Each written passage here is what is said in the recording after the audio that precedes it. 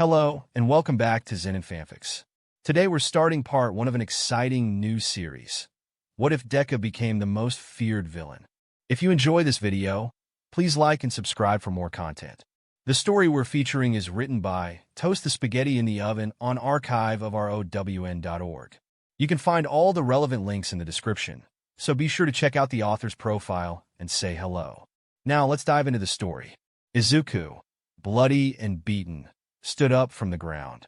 Leaning against the wall, he waited until his legs stopped shaking before he started his walk home. Clenching at his lower abdomen, he could feel the bruise from being kicked forming, as well as the burn in the shape of a hand sting more and more as he kept trying to touch it. He had already told Kacchan that he had given up on being a hero years ago, but he was still reminded every day by him, no matter what. You'll never be a hero, shitty Deku. You're only a useless quirkless loser. I'll be surprised if you don't die by just stepping in a puddle wrong. Kacchan yelled at him as he grabbed his hair and pushed him to the ground, popping small explosions in his free hand. Izuku just laid there on the ground, accepting every blow to him without so much as a flinch or a tear shed. He had stopped crying and screaming out in pain around the time he gave up on his dream of being a hero. His eyes zoned out into the distance, watching other kids pass by as they left the school, sometimes even teachers. He had learned it's better to not reach out, though. Kacchan and his group gave him one final kick to the stomach before walking off. As Izuku got closer to his home, he noticed more and more smoke in the air. Realizing it was in the direction of his house, he broke out into a sprint and didn't slow down until he was in front of the house. "Mom!" Izuku yelled at the top of his lungs, frantically searching the group of people surrounding the house, running up to a few of the onlookers asking if they had seen her, tears starting to form in his eyes. He didn't know where she was and only hoped she had gone to work early today instead of waiting for him to get home.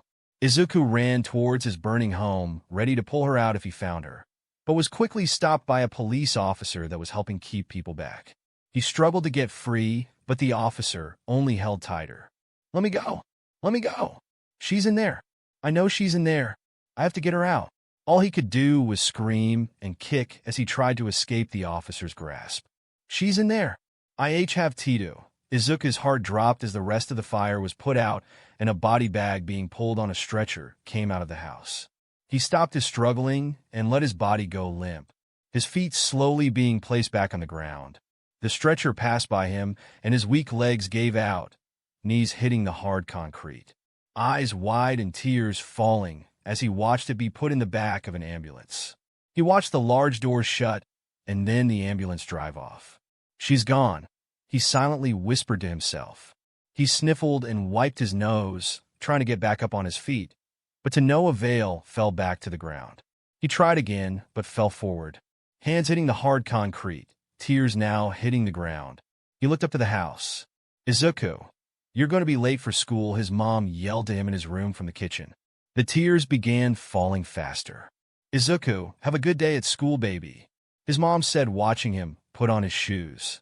He wiped his tears with the sleeves of his uniform and then the palms of his hands, but more kept falling. "I'll be here waiting like usual when you come back." His mom waved from outside the front door. He put his head in his arms on the ground in front of him and cried. All he could think was that he should have been here sooner. What if he had just outrun Kacchan today? What if he left right as the bell rang? Maybe he could have gotten her out before the fire or even gone up in flames with her. One of the officers came by after he had cried all the tears he could cry. Izuku was just looking at what was left of his home. What if she was still in there and they just missed her? He shook his head, already knowing the answer. The officer placed a hand on his shoulder, and quietly Izuku asked, "What caused it?" The officer, now kneeling next to him, looked at the house and simply stated, "It's believed it was caused by a quirk. There were scorch marks on higher parts of the home. We think she lost control of her quirk and trapped herself, burning to death." As simple as it was stated, Izuku's heart was running circles. His mom didn't have a fire quirk. The fire was started on purpose, and whoever did it trapped his mom inside. His heart sank as the realization of the one person who could have done it crossed his mind. Anger rose inside of him, but only flashed across his face for a second before dying off with the rest of his emotions. He should have stayed away after walking out the first time. The officer beside him slowly raised to their feet, pulling Izuku along with him. The officer pulled him away and walked him to his car. Getting into the back, Izuku looked at the house one last time, whispering a soft goodbye before the car drove off. "So, kid, you have any family you can stay with?" the officer in front said, eyes never leaving the road. "No," Izuku stated while still staring out the window. "No, I don't." Izuku stood next to the foster care lady as she knocked on the door, a folder in her other hand. He was in his school uniform and was holding onto the straps of his backpack. As they waited for the door to be answered, he could feel the disgusted stare coming from her beside him. Izuku only continued to look at the floor, trying to prepare to put on his best fake smile. It's not often someone accepts you even after finding out you're quirkless. So he was grateful to the family for letting him stay with them. He was trying to get his face to rest in the familiar fake smile instead of the usual impassive face he sported when the door opened. A woman with white hair like spider silk looked down at Izuku and then up at the lady next to him. "Welcome. Come in, come in," she greeted them as she waved them in with a smile. The three of them walked to the living room, where a man with lizard eyes and tongue was already sitting on one of the couches. The woman with the silk hair sat next to the man, while Izuku and the foster care lady sat on the couch across from them. Sitting down, he couldn't look at them, so he just grabbed his knees and smiled his small fake smile at the ground. The foster care lady put the folder she was carrying on the coffee table in front of her and opened it. She put a hand flat out in front of Izuku as if offering something, then stated, "This is Izuku Midoriya, your new foster child."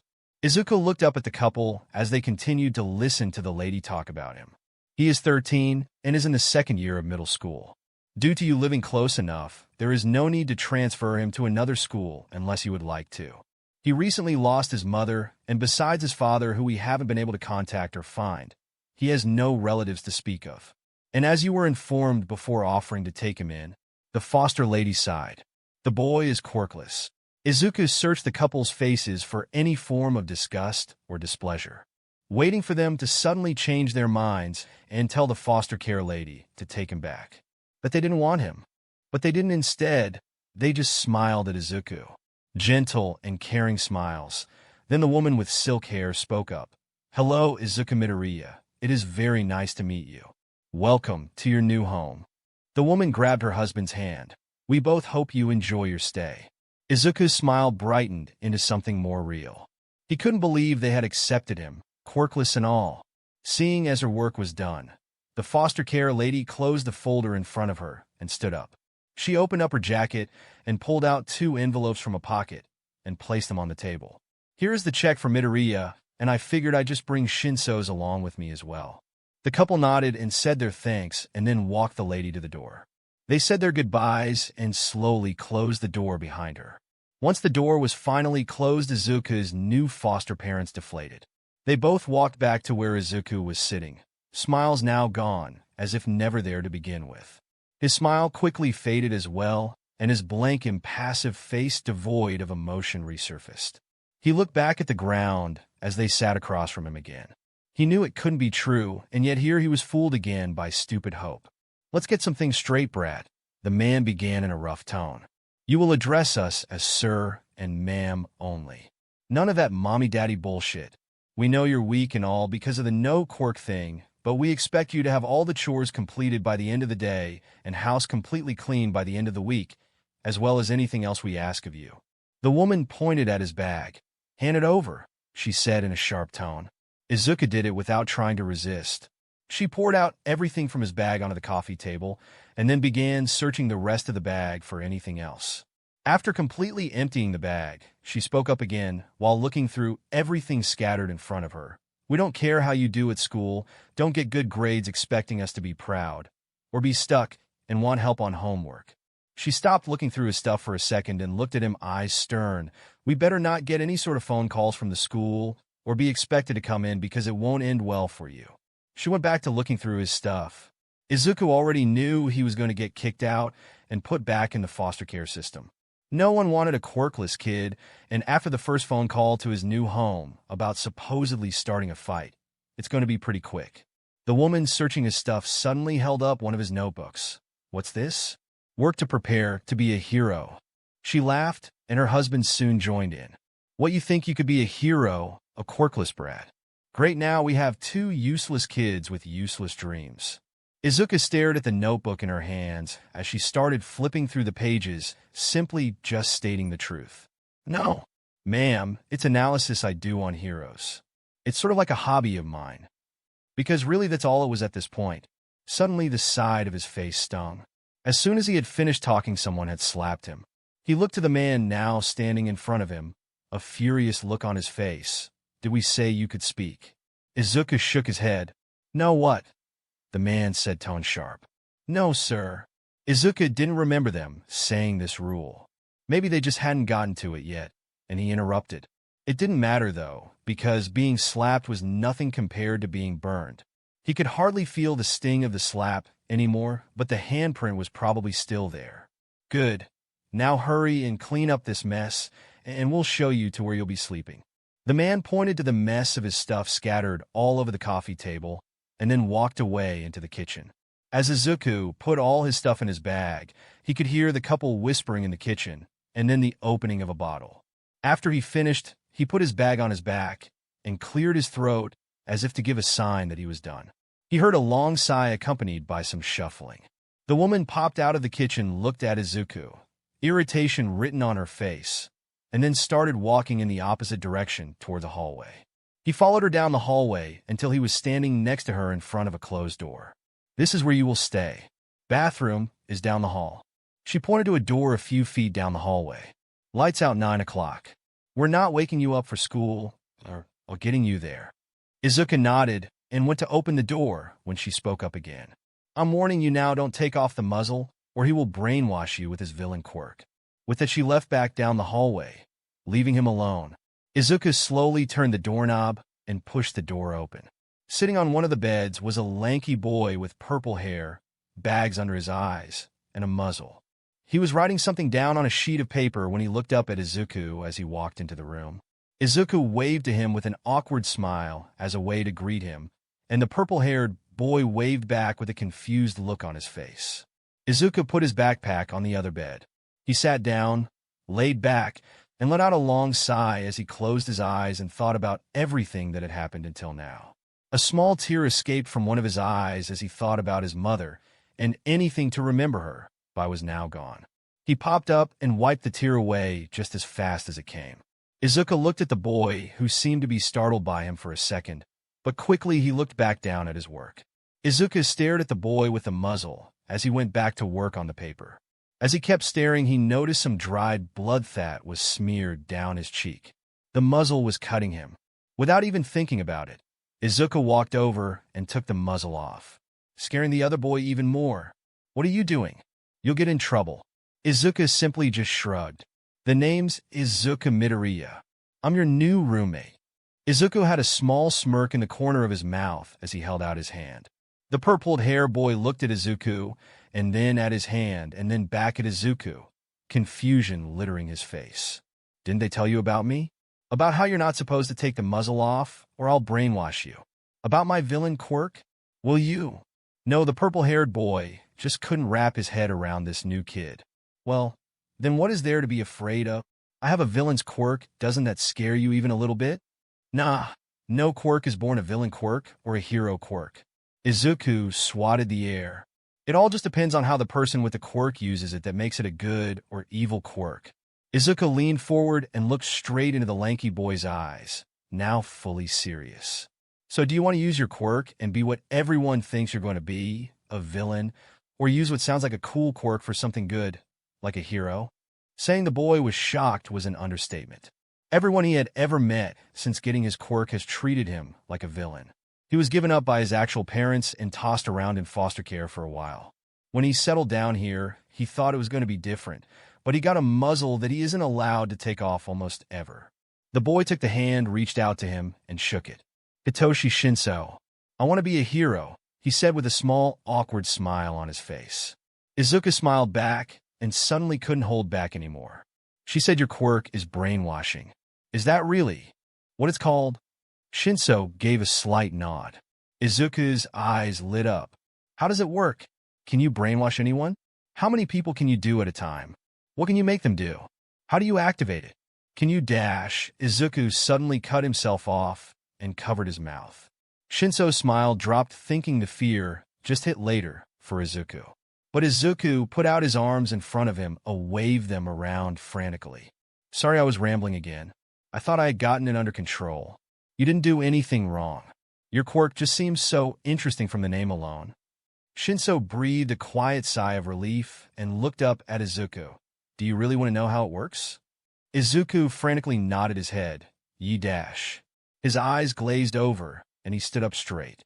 But just as quick as it happened, it went away. Izuku's eyes went wide.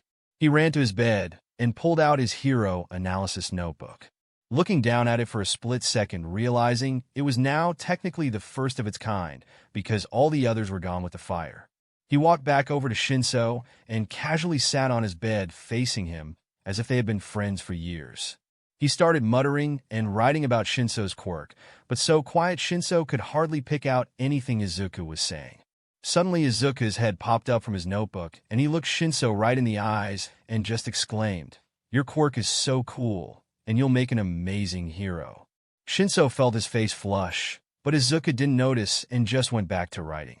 No one had ever complimented his quirk, much less told him he could be a hero. Both Shinso and Izuku had forgotten where they were when the door swung open and the man with the lizard features started yelling. "Shinso, did you take your muzzle off without permission? What do we say about doing that? We will give you right back to the system if you don't follow our rules." Shinso's face dropped, and all the happiness was gone in an instant. The man walked over and raised his hand as Shinso put the muzzle back on. Izuku quickly stood in front of him. "He didn't take it off?" "I did." Izuku was slapped across the face. "What did we tell you about not speaking unless spoken to? Weren't you warned about his villain quirk? Did he brainwash you somehow to take it off?" "No, sir, it was all me. Any punishment you're going to give to Shinso, give it to me. He did nothing wrong."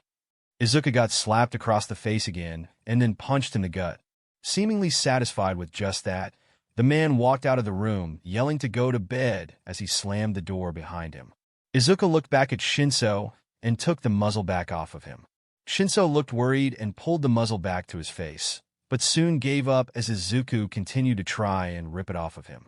The muzzle now off against his will, Shinso spoke up, "Are you okay? You took those hits like they were nothing." Izuku put the muzzle on Shinso's bedside table. "Yeah, I'm fine, I've had worse. He sort of hits like a little girl." Shinso started laughing a bit, but he soon was laughing so hard he had to hold his stomach. "What's the matter? Why are you laughing so hard?" "Sorry." He stopped laughing and wiped the small tears forming in his eyes. "I knew I was getting a roommate, but you were not what I was expecting." "What were you expecting then?" Izuku said, a bit taken aback. "Some weak, sad, and traumatized little kid with either a weak or villain quirk. But you're none of those things. You're not even afraid of my quirk either." Izuku felt his face go red. He grabbed his notebook, turned around, and stomped over to his bed. "I'm going to bed," he announced. It was a little past 9. The room was dark, and both boys were mostly snug in bed. Shinso carefully took off his muzzle. "Hey, are you awake?" he quietly asked. "Yoi? Midoriya are. Call me Izuku." "Okay, then call me Hitoshi." They both sat in silence for a little bit before Shinso spoke up again. "Izuku." He said it as if testing out the name. "What is Hitoshi?" Shinso's face flushed a bit from the sudden nickname, but he didn't mind it. "Are you indestructible or something? What's your quirk?" He heard Izuku shift in his bed and roll over, so he was facing away from him. "Do you really want to know?" "Yeah, it can't be anything worse than mine anyway." "Can it?" "I actually don't have a quirk. I'm quirkless." Shinso shot up in bed and looked over to Izuku, because what's worse than having a villainous quirk was no quirk at all. He thought back to when Izuku casually just took off his muzzle and took the hits for him like they were nothing. Then he thought back to when Izuku had told him his quirk was cool and that he would make a great hero. He slowly laid back down and looked over at Izuku. To be able to take a blow like that and not even be scared of a villainous quirk like mine. "Honestly, Izuku, you're so much cooler than any quirk I could think of." Shinso put on his muzzle, then rolled over and went to bed. Izuku went to bed that night with a real smile on his face for the first time in a long time. Izuku walked through the door and straight to his room. It had been about a week and a half since he moved in. Adjusting to the new lifestyle is tiring, but he gets a roof over his head and food most of the time. Hitoshi was already home like usual and had started on homework in his bed when Izuku walked in, closing the door behind him. Hearing the click of the door closing, Hitoshi took off the muzzle. Izuku had told him to take it off when it was just the two of them, giving him glares when he didn't. Hitoshi signed a welcome back with his hands just in case Ma'am was walking around in the hallway.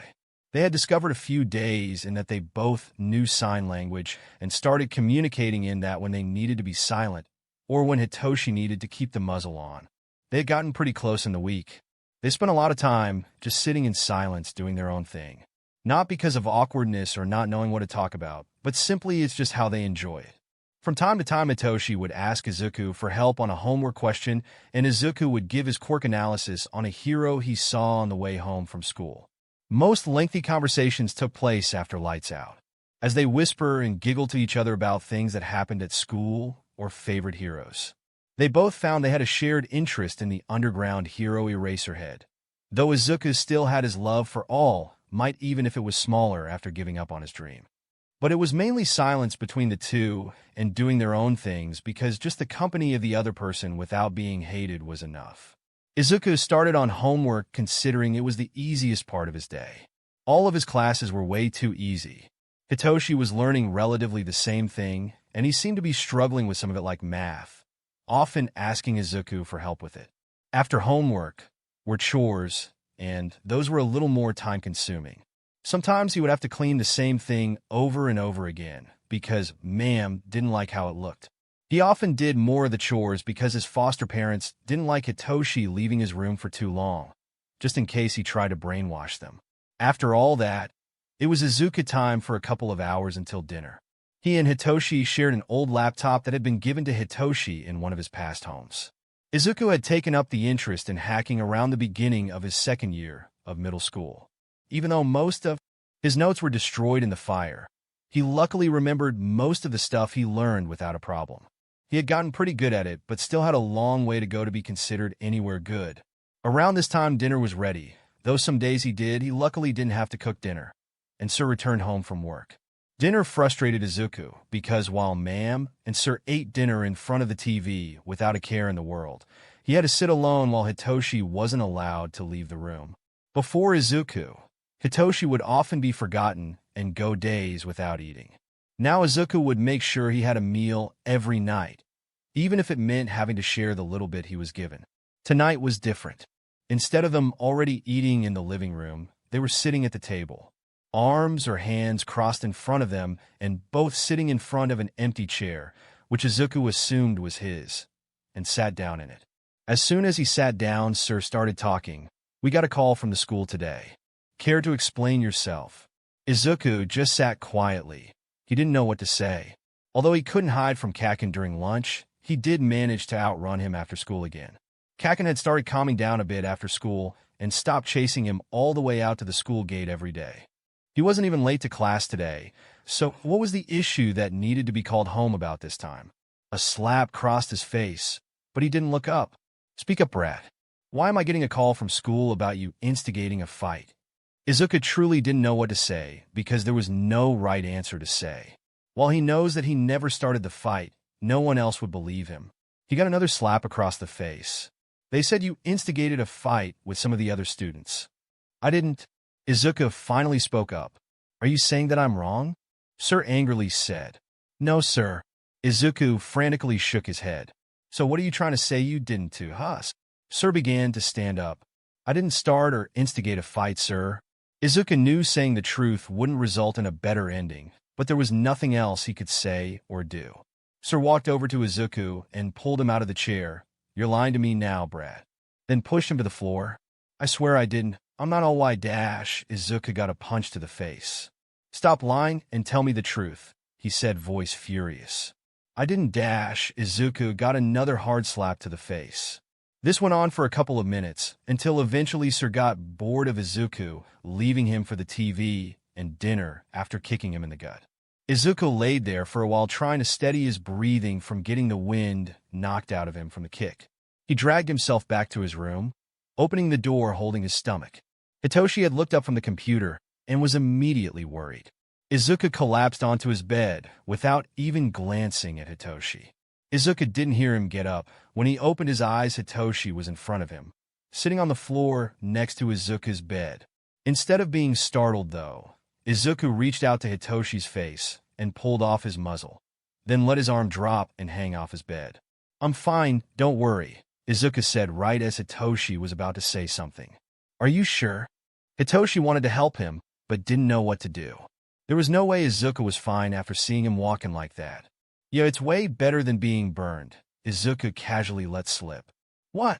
Izuku was getting burned. By who? Did it happen in his old home? Was he abused in his last home too? Does it happen at school?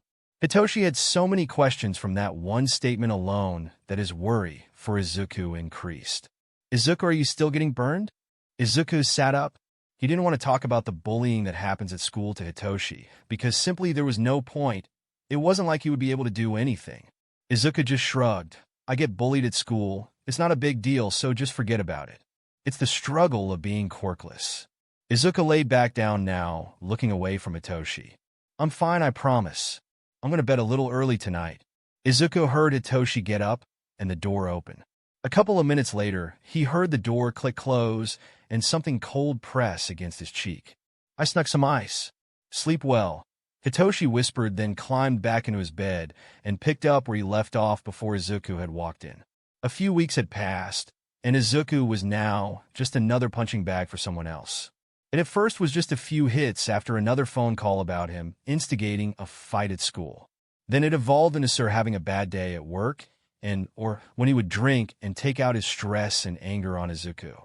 Every day was getting more and more exhausting, and most days he didn't want to go to school because it was just beating after beating, Kacchan or not, then going home to another beating. He was tired, but if he wasn't at school or was late, it would result in another phone call and another beating. The only thing keeping him going back to the house was Hitoshi.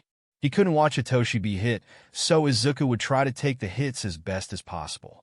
Though this just makes Hitoshi worry and a lot of reassuring from Izuku that he was fine.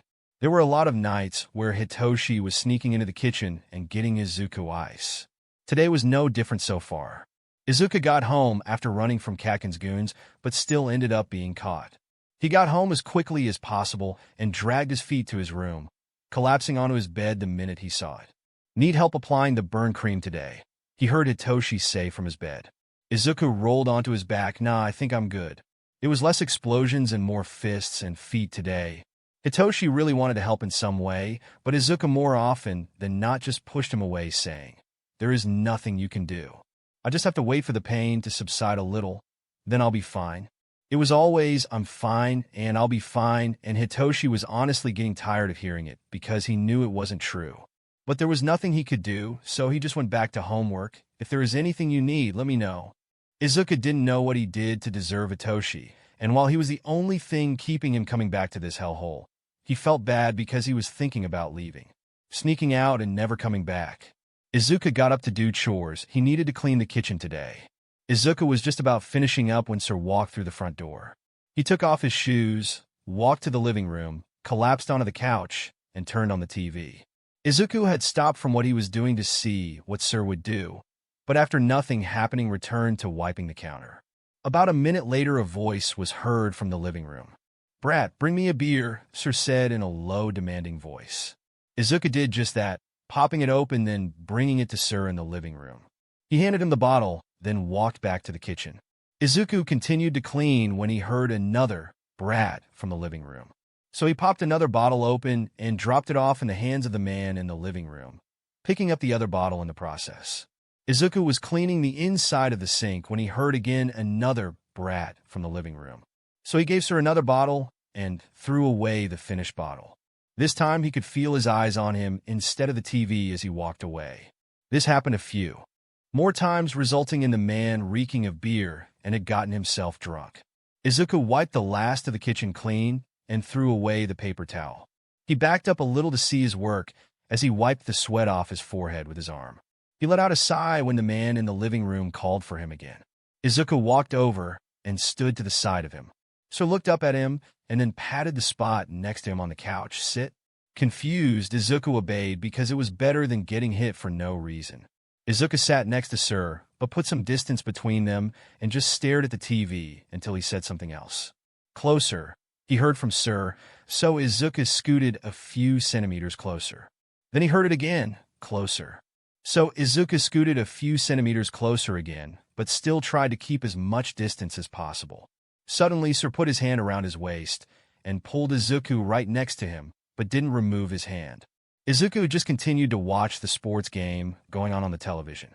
But he didn't know what to do when all of a sudden there was a hand under his shirt. Izuku didn't know what to do when Sir started caressing his chest. He didn't know what to do when the button to his pants was undone. He didn't know what to do when "Don't move" was whispered into his ear and a hand moved down into his pants. Izuku froze.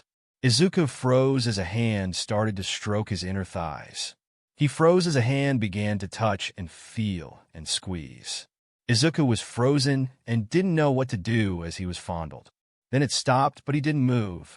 He waited. He heard a snore from the man next to him and looked over to see Sir asleep. He carefully removed his hand, stood up, buttoned his pants, and quietly walked back to his room. He stood in front of the closed door and let out a long sigh.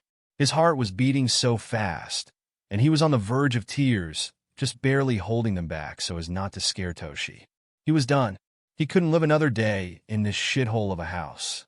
So he started planning in secret, and a week later packed his stuff in the middle of the night and left, leaving a note on his bed that said, "I'm sorry, Toshi," and a note on the kitchen table that said, "I took his muzzle, so don't touch him."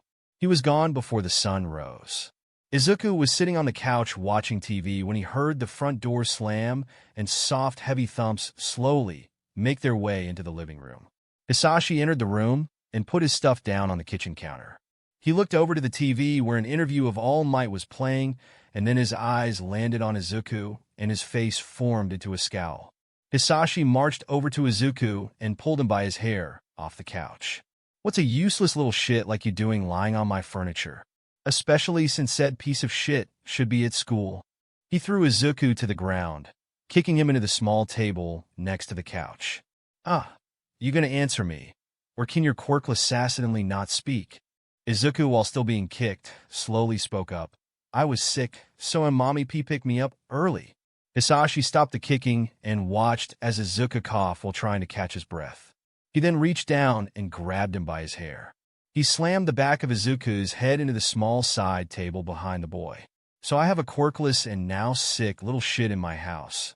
Could you get any more useless?" Hisashi threw him back to the floor and continued to kick him, all while Izuku cried and pleaded for his dad to stop. Suddenly, Inko rushed into the living room with only one shoe on and pushed Hisashi away. She knelt down and cradled Izuku in her arms. Inko then turned and glared at Hisashi. "What do you think you're doing? He's just a boy," she yelled. Izuku gripped the shirt of his mother as quiet sobs escaped him. Hisashi just looked down at Izuku, face still filled with fury for the boy, then stormed off, grabbed a bottle of alcohol from a cabinet, and slammed the front door behind him. Izuku jolted awake and quickly sat up, the makeshift blankets falling off of him.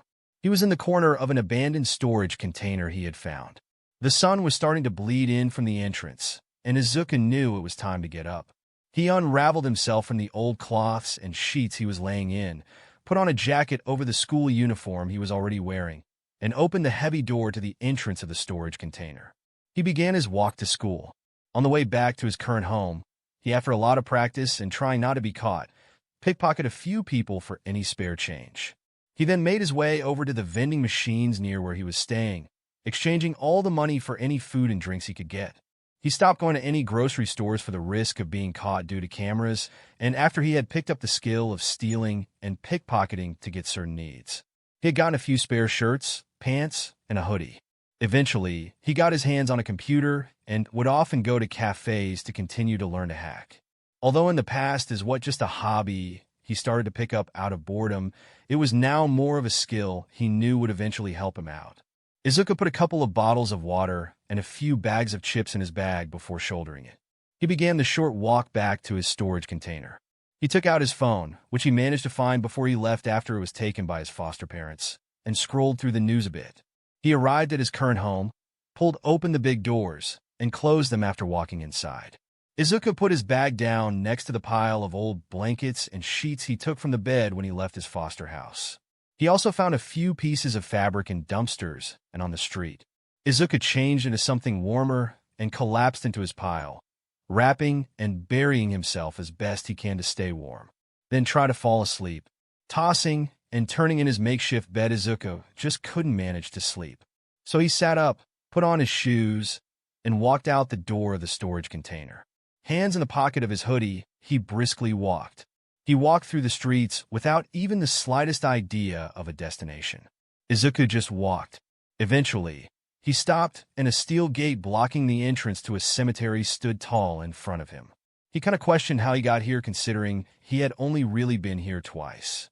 Izuku took off the chain that wasn't evenly securely locked and put his hand on the bars. It squeaked as he slowly opened it just enough to sneak in. He walked over to a familiar gravestone. Standing in front of it, he kissed his hand, kneeled down, and placed his hand on the top of the stone. "Miss you, Mom. Sorry I haven't been visiting. My foster parents didn't like me visiting you, saying they didn't want me to get any ideas. They apparently really need the money or something. I've also kind of been a bit busy trying to get things figured out with this whole surviving thing." He let out a half-hearty laugh and sat down next to her gravestone and leaned against it. "I don't know how you made it look so easy." He patted the grass in front of the stone. "Oh." Izuku shot up from casually leaning against the gravestone. "You'll never guess what happened." He paused for a sec, almost imagining all the answers she would be giving him. Watching her face go from happy to worried to excited again, just waiting for the news. "I made a friend. His name is Hitoshi Shinso. He's kind of like me in a way. He was bullied for something he had no control over. But he's a super cool person, and he's got the most amazing quirk no matter what other people say." Izuku continued to go on about Shinso, talking about his quirk and telling small stories of their short time together, all while animatedly throwing his hands around in the air. "You'd really like him. I wish he could meet you, but I don't think I'll be seeing him for a while. I feel really guilty leaving him the way I did." Izuku leaned his head against the stone. "A lot has changed since you've been gone." His voice cracked as the last of his words came out. Warm tears began pooling down his face, and Izuku couldn't stop them. Izuku awoke with a jolt and sat up quickly. He looked around and realized he was still in the cemetery. Only about an hour had passed, and it felt nice to have even that short amount of sleep in. One of the most relaxing night sleeps he's gotten in a good while, and he was sleeping on the ground. Izuku stood up, said goodbye to his mom, and started his walk back to his current living quarters, the storage unit. Izuku passed in front of an alley, and sparing a quick glance, then came to a halt at the picture. He saw the sight of a girl in a school uniform standing over a man who was slouched against the wall of a building behind him. She was holding a knife, and from where Izuku was standing could see it was covered in something dark. He assumed blood, considering the sight of the man, who looked quite injured, or even possibly dead. The girl brought the knife to her mouth and began to lick the blade clean. She then looked over to where Izuku was standing, and a wide smile spread across her face. "Hiya, you look a little young to be out so late at night." She bounced towards Izuku as he backed away a bit as she got closer. "Could say the same about you." Izuku lifted his hand and pointed at the man behind her. "He dead?" She stopped. "That perverted old man?" Her thumb gestured to the said guy, who looked pretty much dead, and she half turned to look at him, then back at Izuku. "Probably. Never actually checked. Even if he wasn't, he will be soon." "Why? You know him or something?" Izuku just shook his head. "No, just curious." She lowered her knife he hadn't even realized she raised. Good, because as sweet as his blood was, it shouldn't exist any longer. The girl smiled and skipped closer to him. "So, what's your name anyway, cutie?" "Mine's Himiko Toga." Izuku began to back away again. "Midoriya." "Izuku Midoriya." "Why?" "Zuku? That's such a cute name." She lifted her knife and ran towards Izuku.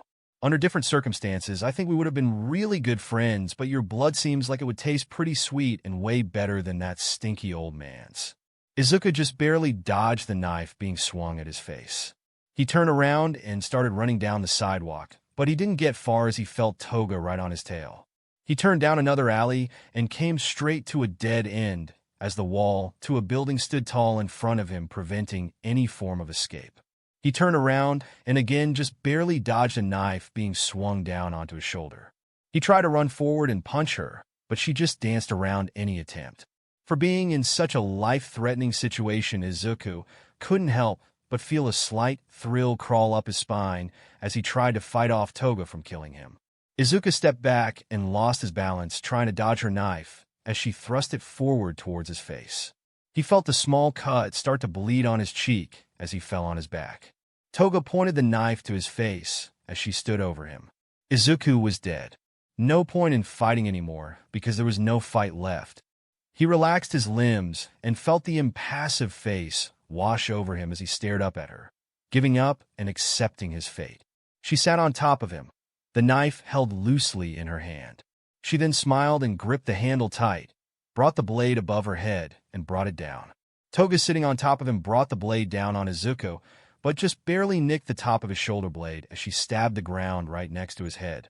The smile dropped from her face, and she suddenly looked like she was pouting. Why'd you suddenly give up like that? You were doing so well at first. Izuku put his hands up in front of him almost like he was surrendering, but his face didn't show it. He didn't look scared or like he was afraid by the fact that he literally could have just died. He wasn't shaking or looking as if he was going to wet his pants. No, Izuku had a blank stare as he peered up at Toga. What can I say? The minute I knew there was no point in fighting back, I stopped. Gave up. Izuku was going to shrug his shoulders, but remembering the knife way too close for comfort, didn't want to disturb it and cause any more unnecessary damage and pain before his death. Toga tilted her head with a look of confusion written on her face. "Okay, but that doesn't much explain why." She crossed her arms in front of her as she started to think. Why what? The confusion now also littered Izuku's face. How hard was it to understand that he gave up? I knew I wasn't going to win or anything or be able to escape in any way, so why draw it out? But Izuku, you didn't even try or attempt anything silly. Toga said it like the answer was right in front of his face. She pulled the knife out of the ground and started waving it around. Like at first I was all like whoosh and swing with my knife, and you totally dodged it, which was like super cool. She swung her knife around in the air as she acted out the last 5 minutes of her trying to stab him. But then you tripped and then stopped. She looked down at him, waiting for an answer. I lack all experience compared to you, so I was doing what I could until I couldn't do anything. There was no point trying to do anything more after I tripped, because quite frankly, there was nothing I could do that would prolong the inevitable suffering. Izuku mumbled out, "So you totally just dodged my knife like that with no experience or skills? Then how?" "Nah, liar." She shook her head. "You pick a few things up from being bullied all your life." This time Izuku did shrug his shoulders. Just like knowing when to give up and knowing there is no point in continuing to try and fight back. That makes sense, but Izuku, you're kind of sad. She shook her head again, then stopped, and Izuku watched as her face lit up. Like a light bulb just went off in her brain. Which it did. What if I give you a few lessons? So then next time you don't just give up, but actually try, because then you'll have like the skills and experience. She looked as if that was the greatest idea anyone has ever come up with. Honestly, it wasn't a bad idea, though. Izuku thought and contemplated it, and the more he thought about, the greater it sounded. He gets a skill and the basics down to someone who looks like she knows what she's doing with a knife. He doesn't need a quirk for this either, it's just learning and skill. But all this halted when Izuku remembered nothing comes for free, especially for him. But what's in it for you? What do you want in return? Nothing much. She slid her finger across a cut on his face, then licked her fingers smeared with blood. Just some of your blood. She waved the knife around and started to get closer to his neck. How much blood we talking? Just bring me a bag or something of it. That should be fine, because any more I think would slow you down and make it harder for you to learn. Silly. Sounds reasonable. If we've come to an agreement, can you get off of me now? Toga looked down and realized she was still sitting on top of him. She rolled off of him, then bounced up on her feet as Izuku slowly started to rise as well. I knew we would be great friends. She was bouncing up and down. Let's get started right away. She ran towards Izuku, the knife held in front of her. Izuku dropped back down to his knees in order to avoid the knife being swung at his face. About that, Toga stopped in the middle of her advancement and looked at him confused. As fun as that sounds, I still have school in the morning that I probably shouldn't miss. As true as that sounded, Izuku was honestly just way too tired to start right now. Toga dropped her hand with the knife to her side and pouted a bit. Alrighty, I get it. Then we'll start tomorrow. She pointed her knife to the ground in front of her. Meet here around midnight tomorrow. That was it. Then she skipped to the open end of the alley. Right as she was turning the corner to go down the street, she turned back to Izuku and waved and said with the biggest smile on her face, fangs and all, "Bye-bye, Izuku. See you tomorrow." Then she left.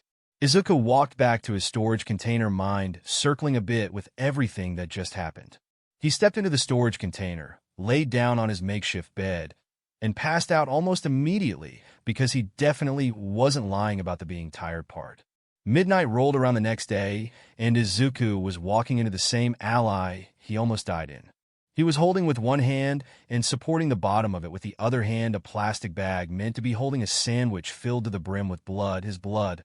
He was wearing the same hoodie as yesterday, and a pair of sweats that may have been a bit too big. Izuku was walking farther into the alley, ready to wait, when someone ran up behind him and jumped on his back, giggling.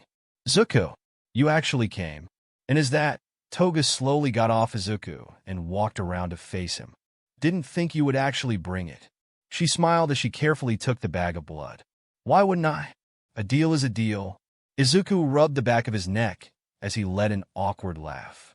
It was a bit difficult to actually figure out a way to get from here. He pointed to himself, into a bag. Izuku rubbed the bandage in the crease of his arm where he had continually stuck a needle in just looking for a vein. Toga squatted down in front of him and very gently put the bag on the ground as if it were glass.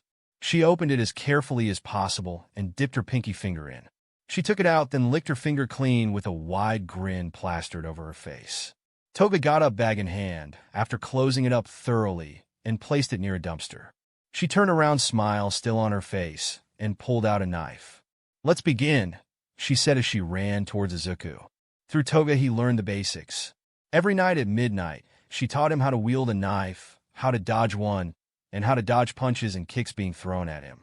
But it was just the base of everything. So after school, when he would come home from a long day's worth of being beat by bullies and pickpocketing, Izuku would practice. He would swing around a knife Toga had given him, thrusting it forward, slicing through the air, jabbing the empty space around him. Izuku also started teaching himself through videos and hero fights how to better and properly throw a punch, a kick, and just fighting in general.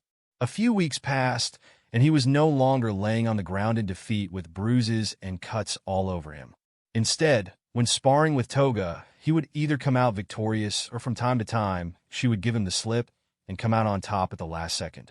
But as he quickly improved, Izuku didn't feel the same thrill he did fighting Toga as he did when he was fighting her in the beginning. He really wanted that feeling back.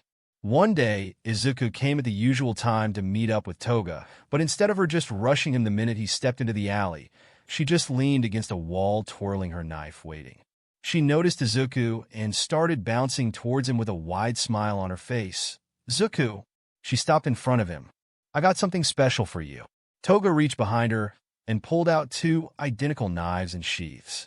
Izuku pulled them out and waved them around. They were more of a dagger and were sharp on each side of the blade that came to a point. He touched the blade of one of them and immediately started bleeding from the small cut. "What are these for?" "These are my graduation gift to you. I've taught you all that I could. They are also a parting gift." Izuku looked up a bit confused. "I'm leaving to go seek out a hero who looks like she's got the tastiest blood ever." Izuku knew she was going to leave, but he would be lying if he said he wasn't just a little bit sad. "Don't be sad, though, because you can't get rid of me that easily, silly. We're best friends, Izuku." Izuku perked up a little. "Let's hang out once I get back after getting a taste of this sweet blood." Toga rushed forward and hugged Izuku. It was so unexpected that he just stood there, arms pinned to his sides. As fast as it happened, it was just as quickly over, and Toga was skipping down the alley. She turned around and waved at Izuku. "Hope you like your gift. See you later, Izuku." She turned the corner down the street, and just like that, Toga was gone. Izuku felt like he had all this free time now in his night. He was unable to ever get a proper night's rest, and was stuck, kind of bored in the middle of the night. That was until the idea popped into his head. He went out that evening and got himself a dark green hoodie, because it went with his hair and eyes, but also because it was the only one he could find on such short notice. Black jeans and sweatpants, a black beanie, a pair of black boots, and a pack of black surgical masks. The next night, Izuku dressed up in his all-black attire and jumped into the first fight he felt would give him the greatest thrill. Izuku rushed in and pushed a woman away from a man with crab claws as hands. She was trying to run away when the man with the claws had grabbed her. He rushed the man without hesitation, the situation already assessed and a few weaknesses already crossing his mind.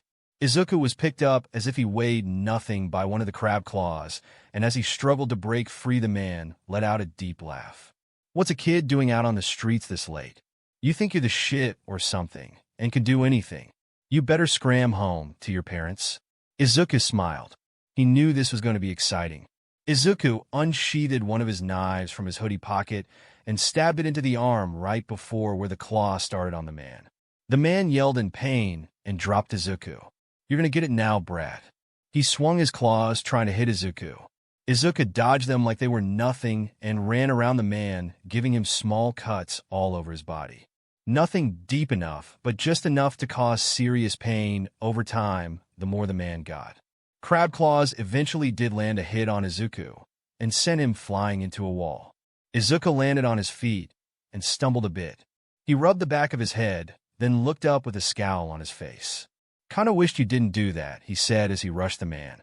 Izuku sent a kick at the man's knees, which caused the man to lose his balance and begin to fall. Izuku stabbed one of his knives into the leg of crab claws to keep him down, then punched him in the face as hard as he could, knocking the man out. He pulled out his knife from the guy's leg and began to sheath it when he heard a slow applaud behind him. He turned around to find the girl he saved clapping. Izuku had forgotten about her and kind of didn't really care about her safety in the first place.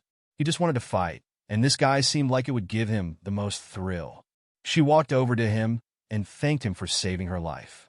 Izuku pointed to the passed-out guy on the floor next to him. "You should probably call the police about him." Izuku turned and started leaving. "Have a good rest of your night, then," he said, sounding almost bored but mostly awkward. "Wait, what's your name? Your vigilante name? What do you go by? I got to know." Izuku turned around and shrugged. "Don't got one." He turned back around and left. The next day, Izuku was walking to school when he came across an article on his phone. "New vigilante on the streets." Turns out he had saved a reporter. Thus, the Emerald Nightwalker was born. Izuku was trying to learn how to properly, or at least successfully, jump across the rooftops without dying or catching himself with his face. He made sure his new tool belt, he may or may have not have stolen, was fastened around his waist. He backed up, took a running start, then jumped. He landed on the roof of the building across and rolled to soften the impact of the landing. Izuku popped up onto his feet and continued to run, then jump across to another roof. He continued to run, jump, land, and roll, run, jump, land, and roll. Eventually getting the hang of it, he only rolled if the building was too far and he needed to ensure an easier landing. The better he got, the quicker he went. At one point, he could say he was flying through the air as he flew from rooftop to rooftop. It was such an amazing feeling to fly as the wind blows through his hair, and he almost forgot about everything. It was such a weird feeling that wrapped itself around Izuku, something he's never felt before. Freedom. Yes, that's what he was feeling. Izuku closed his eyes. A small smile formed as he visibly relaxed. Izuku soared through the air and felt free. A scream quickly knocked him out of his trance, making him almost completely miss the building he was jumping to. He caught the edge, pulled himself up and over onto the roof, then laid there for a second, catching his breath. Izuku got up and listened. He heard some scuffling coming from somewhere to his right. He ran to the other edge of the building and looked down the alleyways below. Seeing nothing, he jumped to the next building over and looked down the alley again. To no avail, he jumped one more building over. Looking down, he saw a man wearing a red scarf standing over a hero. Towel man, he assumed. From the roof, he could see the hero had the look of a towel, both head and body in the shape of a rolled-up towel. The man with the scarf stood over Towel Man with a katana as the hero cried in pain. Seeing the sword caught his attention, and he couldn't help himself from saying Stendhal. But when the scarf man looked up at the sound of his name, Izuku wasn't there. Izuku went to the other side of the building and down the fire escape. He ran around the building to approach the once fight and turned the corner as a knife flew past his face, and his mask fell from one ear. He touched his face and smeared the bit of blood coming out of the new cut on his cheek. He looked up to see the man who threw the knife, pointing a katana straight at him with a stern, questioning look. "Are you the one that called my name?" Izuku nodded. "So I was right." The man shook his head. "No, I am no longer the vigilante I once was. I now go by Stain." Stain looked Izuku up and down. "And you must be the new Green Nightwalker." Izuku was pretty sure the news was calling him the Emerald Nightwalker, but Stain got close enough. Stain put his weapon down, seeing Izuku as unthreatening. "I expected a child, but I didn't expect a 10-year-old. Izuku put a hand to his chest. "I'll have you know I'm 14. He was a bit offended, but it was mostly exaggerated. He is rather short for his age, so it was kind of understandable, but he didn't think he looked as short as a 10-year-old. Still rather young, though." Stain started trying to shoo him away. "Run along now. You are much too weak for this fight, and I am not one for killing children." "Can't do that." Izuku readied his knives. "I have to stop you or die trying." Stain pointed his sword at the bleeding hero behind him. "Why choose to save someone like him? Just because he's a hero? Do you know what he's done? How he has abused his power as a hero?" Izuku nodded and started saying all that he remembered from what he had either written down in a notebook or seen firsthand. Towel Man, also known as Mark Shun, grew up in America but moved during high school to Japan and became a hero shortly after. Quirk, producing towels from anywhere on his body. The towels can be produced in many different textures, such as wet or warm. What many don't know is that while mostly made of towels, his hands and feet aren't, and are one of his biggest weaknesses. Once removing the towels that surround either his hands or feet, it is the best place to strike due to the least amount of padding from his towels and will bleed the most there. Izuku looked over to Towel Man, who had his hands stabbed into the ground by a pair of knives. "I didn't ask for his life story, kid." Izuku shook his head. "I'm not done." He took a deep breath and then continued. "Towel Man is a rescue hero placing in the top 100. What most who have been saved by him have the unfortunate fact of finding out is that if he gets hurt too much while trying to rescue you, he will force you to pay him for his need for medical attention. From the smallest scratch to a simple bruise, Izuku sighed as he continued with the worst of it all. Towel Man has been said by the reports of people who were saved by him. He would intentionally harm himself, sometimes to make more money out the situation. No one believed those who have stated these reports, believing these people made it up for attention. That's why Towel Man still ranks rather high. Stain was shocked to say the least. While just about lining up with what he knew, it also went a bit beyond that, such as he had only just discovered while trying to kill him, the weakness of his hands and feet. Then he was confused. If you knew all that, and what an unjust hero he really is, why are you choosing to try and save him from his inevitable demise? Never said I was. Now Stain was really confused. Then why still fight me? It's supposed to be the right thing to do, to stop those who have done real wrong in the eyes of others. Izuku paused for a bit, then added on. You also just seem like a rather thrilling fight. Izuku ran toward Stain. Stain easily dodged any attempts at slicing or jabbing him with a knife, but was quite surprised to find the kid dodge some of his attacks with also some ease. The fight was getting a little boring because he was holding back still a good amount. Killing a kid wasn't on his agenda for the night, especially one of his vigilante brethren. Stain looked down at Izuku fighting and was taken aback by the bored expression on the boy's face. Did he know he was holding back? That's when he was nicked in the arm. Then Izuku's knife sliced Stain's arm again. Izuku took full opportunity of him being distracted for that split second to cut him as much as he could.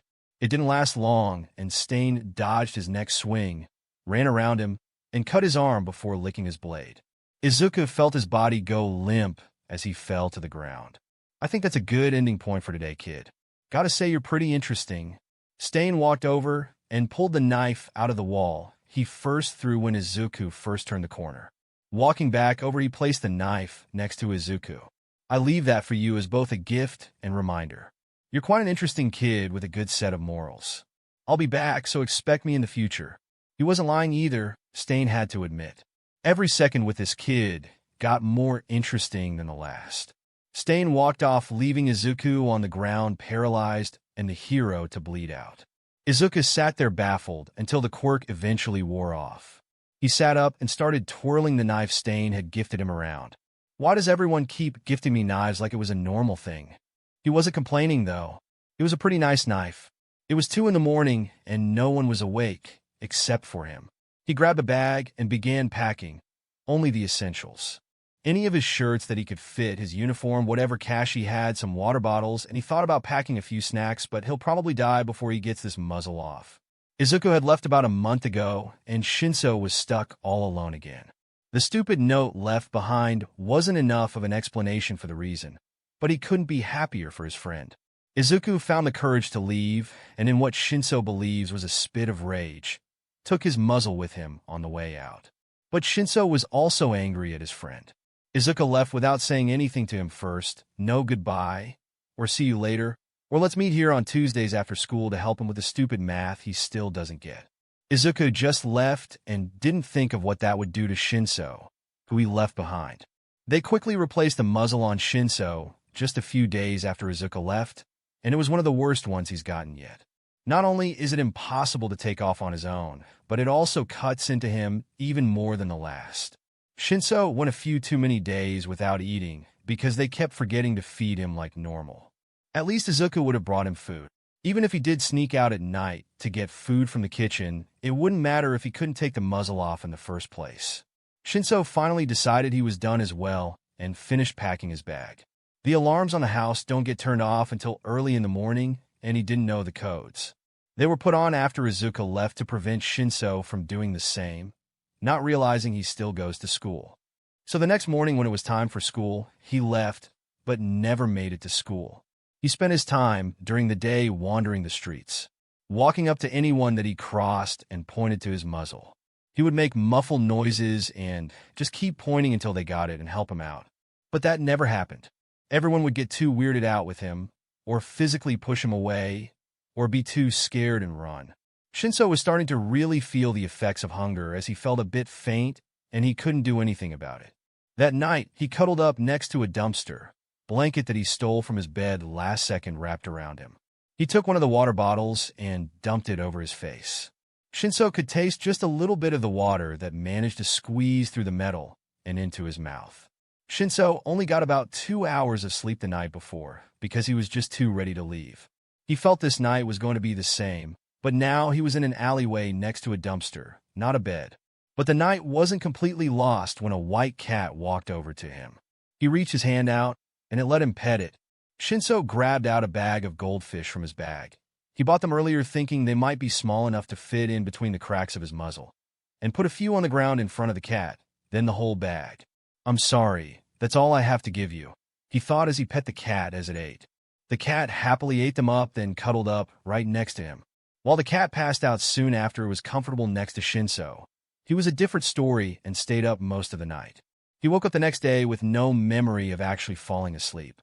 It was only 3 hours based on the time of day, but it works for him. Shinso got up for his day and walked to a convenience store, the cat following right next to him. He used up the rest of his money, buying more water and a small bowl. He walked back to the alleyway, where he left his stuff under the dumpster and sat down. The cat sat in front of him and just stared straight up at him. Shinso looked at it and patted its head. He grabbed the bowl and put it in front of the cat and poured some water into it. The cat looked down at the bowl, up at Shinso, who nodded, then back at the bowl and began to drink. The alleyway was dark when Shinso and the cat returned from another attempt at trying to get someone to take his muzzle off. He walked in, and his vision immediately started to blur. He grabbed for the wall next to him as he started stumbling forward. To no avail, he fell to the ground, then just slowly laid his head down. The lack of food and sleep was catching up to him. The cat started circling him, meowing loudly and bouncing on top of him. It nudged and licked at his face. Shinso was too weak to move. The cat circled him one last time before nudging its head against his and walking out of the alleyway. Shinso watched it leave him as the cat looked back one last time before leaving. He closed his eyes as he felt a tear escape him. Shinso woke up about an hour later, got himself to sit up, and wrapped himself up in his blanket against the wall. He sat looking at the entrance of the alley, vision going in and out from time to time. Then white caught his eye. He slowly opened his arms with the little strength he had. The cat turned the corner and ran up to him. Soon after it jumped into his arms, a man turned the corner. Shinso could tell he was wearing all black and something yellow on his face, which he assumed to be a pair of glasses. The man ran up to him and squatted in front of him, hands on Shinso's shoulders, shaking him a bit. Kid, you okay? Speak to me. Kid, he sounded frantic. Shinso suddenly became alert, coming out of whatever daze he was in. His eyes went wide, and he looked at the man in front of him. He wanted to talk, but forgot the muzzle. He looked at the man, inhaled a deep breath, and weakly pointed to his muzzle. He grabbed at it a bit, trying to get his point across, and after taking a few seconds, the man finally understood, worked at it, and got the muzzle off. Shinso felt tears of joy, as well as pain, fall as he breathed in the air and could feel a few of his cuts on his face bleed. He searched around him, spotted a water bottle, and chugged it. He then grabbed his bag and searched it for anything. In a very small voice, he looked over to the man and said, "Food." The man stood up, searched his pockets, then pulled out a jelly pouch and handed it to him. Shinso, without any hesitation, opened the pouch as fast as possible and inhaled it. He looked up to his savior, and his eyes went wide. "Eraser head," he said in a whisper. Eraserhead looked down at Shinso and took off his goggles with an eyebrow. "We can discuss how you know that later. Right now we need to get you home." "And who put the muzzle on you?" Shinso shook his head. "No home." His voice was barely audible. "Not speaking for weeks did that to you." Eraserhead squatted back down. "Can you say it again? Where do you live?" Shinso opened his mouth and tried to say it again, but couldn't get the words out. He absent-mindedly started raising his hands to sign, but started putting them back, realizing. "You know sign language? If you can't speak, use it." So Shinso did. "No home. I ran away. They're the ones that put the muzzle on me because of my villain quirk," he signed out. Eraserhead was shocked, to say the least. He nodded, then stood up. "Can you move?" Shinso grabbed the wall behind him for support and slowly started to rise. He almost fell back down when Eraserhead caught him. He picked up Shinso's stuff and then stood at his side as he held him up for support. They walked out of the alleyway and down the street. "So we can get this sorted out in the morning after you get some food and sleep in you. You're going to spend the night at my place if that's fine with you?" Shinso just signed a sure, but he was honestly just too tired to freak out about spending the night at his favorite hero's place. As they walked to Eraserhead's place, Shinso constantly looked down, checking to see if the cat was still there. Noticing this, Eraserhead spoke up. "You got a name for her?" "She's the one that led me to you." Shinso looked down at his cat, then back at Eraserhead. "Oh." Izuku was out patrolling the streets when he saw a big man with his hands on a woman and said woman screaming for help. Izuku looked down from the top of the building, assessing the situation. He debated actually jumping in and fighting the big dude, but it didn't seem all that fun and more of an easy takedown. The man may look physically large and buff, but considering he also had 2 extra eyes, figured he just went to the gym 24/7, and it wasn't because of his quirk. Izuku was leaving. But he made eye contact with the woman. She wasn't screaming anymore, just looking up at him and pleading. She was crying and asking for help as she tried to fight back. Izuku let out a long sigh and jumped, landing on top of the guy. Once free from his grasp, the woman ran. Surprisingly, though, the man didn't pass out right away, and he got back up. Not seeing the girl he was blatantly harassing anywhere, the guy got pissed. He stomped his way over to the vigilante, and Izuku let him pick him up as if he was a cat. He was bored, and he knew this fight could be over in less than a minute once he put effort into it. "What are you doing out here, kid?" the man said with a growl. "Aren't you supposed to be being tucked in by mommy waiting for grade school the next day?" Now Izuku was pissed. He reared his arm back and punched the dude directly in the face. It didn't do as much as Izuku thought it would, but at least he was dropped without much of a fight. Izuku knew his days were too blissful the past few days, and he couldn't quite put his finger on why that was. He was suddenly reminded by this asshat that he had school starting up again in a few days, and the days of Kacchan were quickly approaching. The man in front held his face with one hand and scowled down at Izuku. "You've done it now, Brad." He reached for Izuku again, but this time his hand and arm were cut up. Izuku kicked in the man's knee and sent the guy tumbling to the ground. He looked up at Izuku, then saw the hilt of his knife come down on his face as the man was knocked out. Izuku reached into his belt and pulled out a stack of sticky notes and a pen. He stuck it to the forehead of the passed-out man. It just read bruised face. Cut up arm, check the knees. Izuku then walked out of the alley in the direction of the girl. Not finding her anywhere close, he just figured it was easier making the call to the police himself than going through the trouble of having to look for her. So he called in on his secure, untraceable phone and just set a location, then hung up. The cops were pretty quick, considering this wasn't the first time he's done this. They read the sticky note, assessed the damage, then Izuku watched as the guy was put in the back of a cop car before leaving. A few days into his third year of middle school, and Izuku was just about done with Kacchan and his lackeys. They never change, it's always shitty Deku this and shitty Deku that, constantly telling him he can't be a hero. All of Kacchan's followers just mindlessly follow his every move. Although, sometimes they do think for themselves and would beat up Izuku without the presence of Kacchan. It's usually after school if Izuku can't escape them. Kacchan stopped chasing him after school. His senseless beatings only happened during school hours. Which was why it was kind of weird when Izuku was just finishing up an entry about this new hero mount lady when Kacchan stalked over to his desk. You'd think it would finally be beaten enough into your stupid quirkless head by now. Kacchan grabbed his notebook and held it out in front of him. You can't be a hero. It's never going to happen with your quirkless ass. So what are you doing still writing in these shitty notebooks? He said with a growl. Kacchan put the notebook in between his hands and activated his quirk. Izuku felt his heart drop a bit. That was the last of its kind, and it was so thoughtlessly destroyed without a second thought. It was almost finished too. Kacchan then walked over to the window and threw the notebook out. He looked out and gave a small chuckle. Maybe if you take a swan dive off the roof, you'll be lucky enough to be born with a quirk in your next life. Izuku stood up and ran to the window and looked for the notebook and let out a sigh of relief when he saw it in the koi fish pond. Give up. You're not going anywhere with this useless dream, Deku. It wasn't said with the usual snarl, but there was still some bite to it. Izuku gripped the windowsill until his knuckles turned white and Kacchan and his lackeys walked out. He wasn't angry per se, just irritated and annoyed.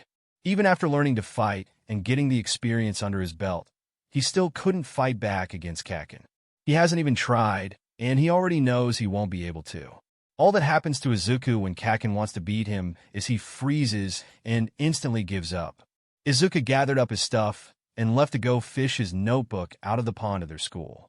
Izuku was walking the usual way home, ready to just fall face first into his pile of old clothes and sheets. He was flipping through his notebook, assessing the damage and seeing how much he could fix. Besides just needing to dry off, a lot of the writing looked somewhat visible and could just use a touch-up and trace over. Some pages were unfortunately completely destroyed, and he would have to redo them to the best of his ability. Izuku was so consumed with his notebook that he didn't feel that something was wrong until it was right upon him. Slime began sliding down his throat, and as he grabbed at his mouth, trying to pull it out, Izuku found he couldn't grab anything. This slime villain just shushed him and told Izuku to stop struggling, and it would all be over soon. The slime just slipped through his fingers and went farther down his throat. Izuku reached behind him and tried grabbing at anything he could. He grabbed at something that wasn't slime and a little bit more squishy, and he knew he hit something important when the slime guy let out a chuckle and said, "Whoa, kid, you're gonna poke my eye out at this rate if you do that." Izuku continued to reach behind him trying to grab an eye, but the slime had already shifted, so he couldn't touch anything like that again. Izuku fought and struggled as best he could, but he began to suffocate, breathing in more slime than air. He gave up and succumbed to the villain raiding his body. Izuku passed out and didn't feel his body hit the ground after a large gust of wind blew past him.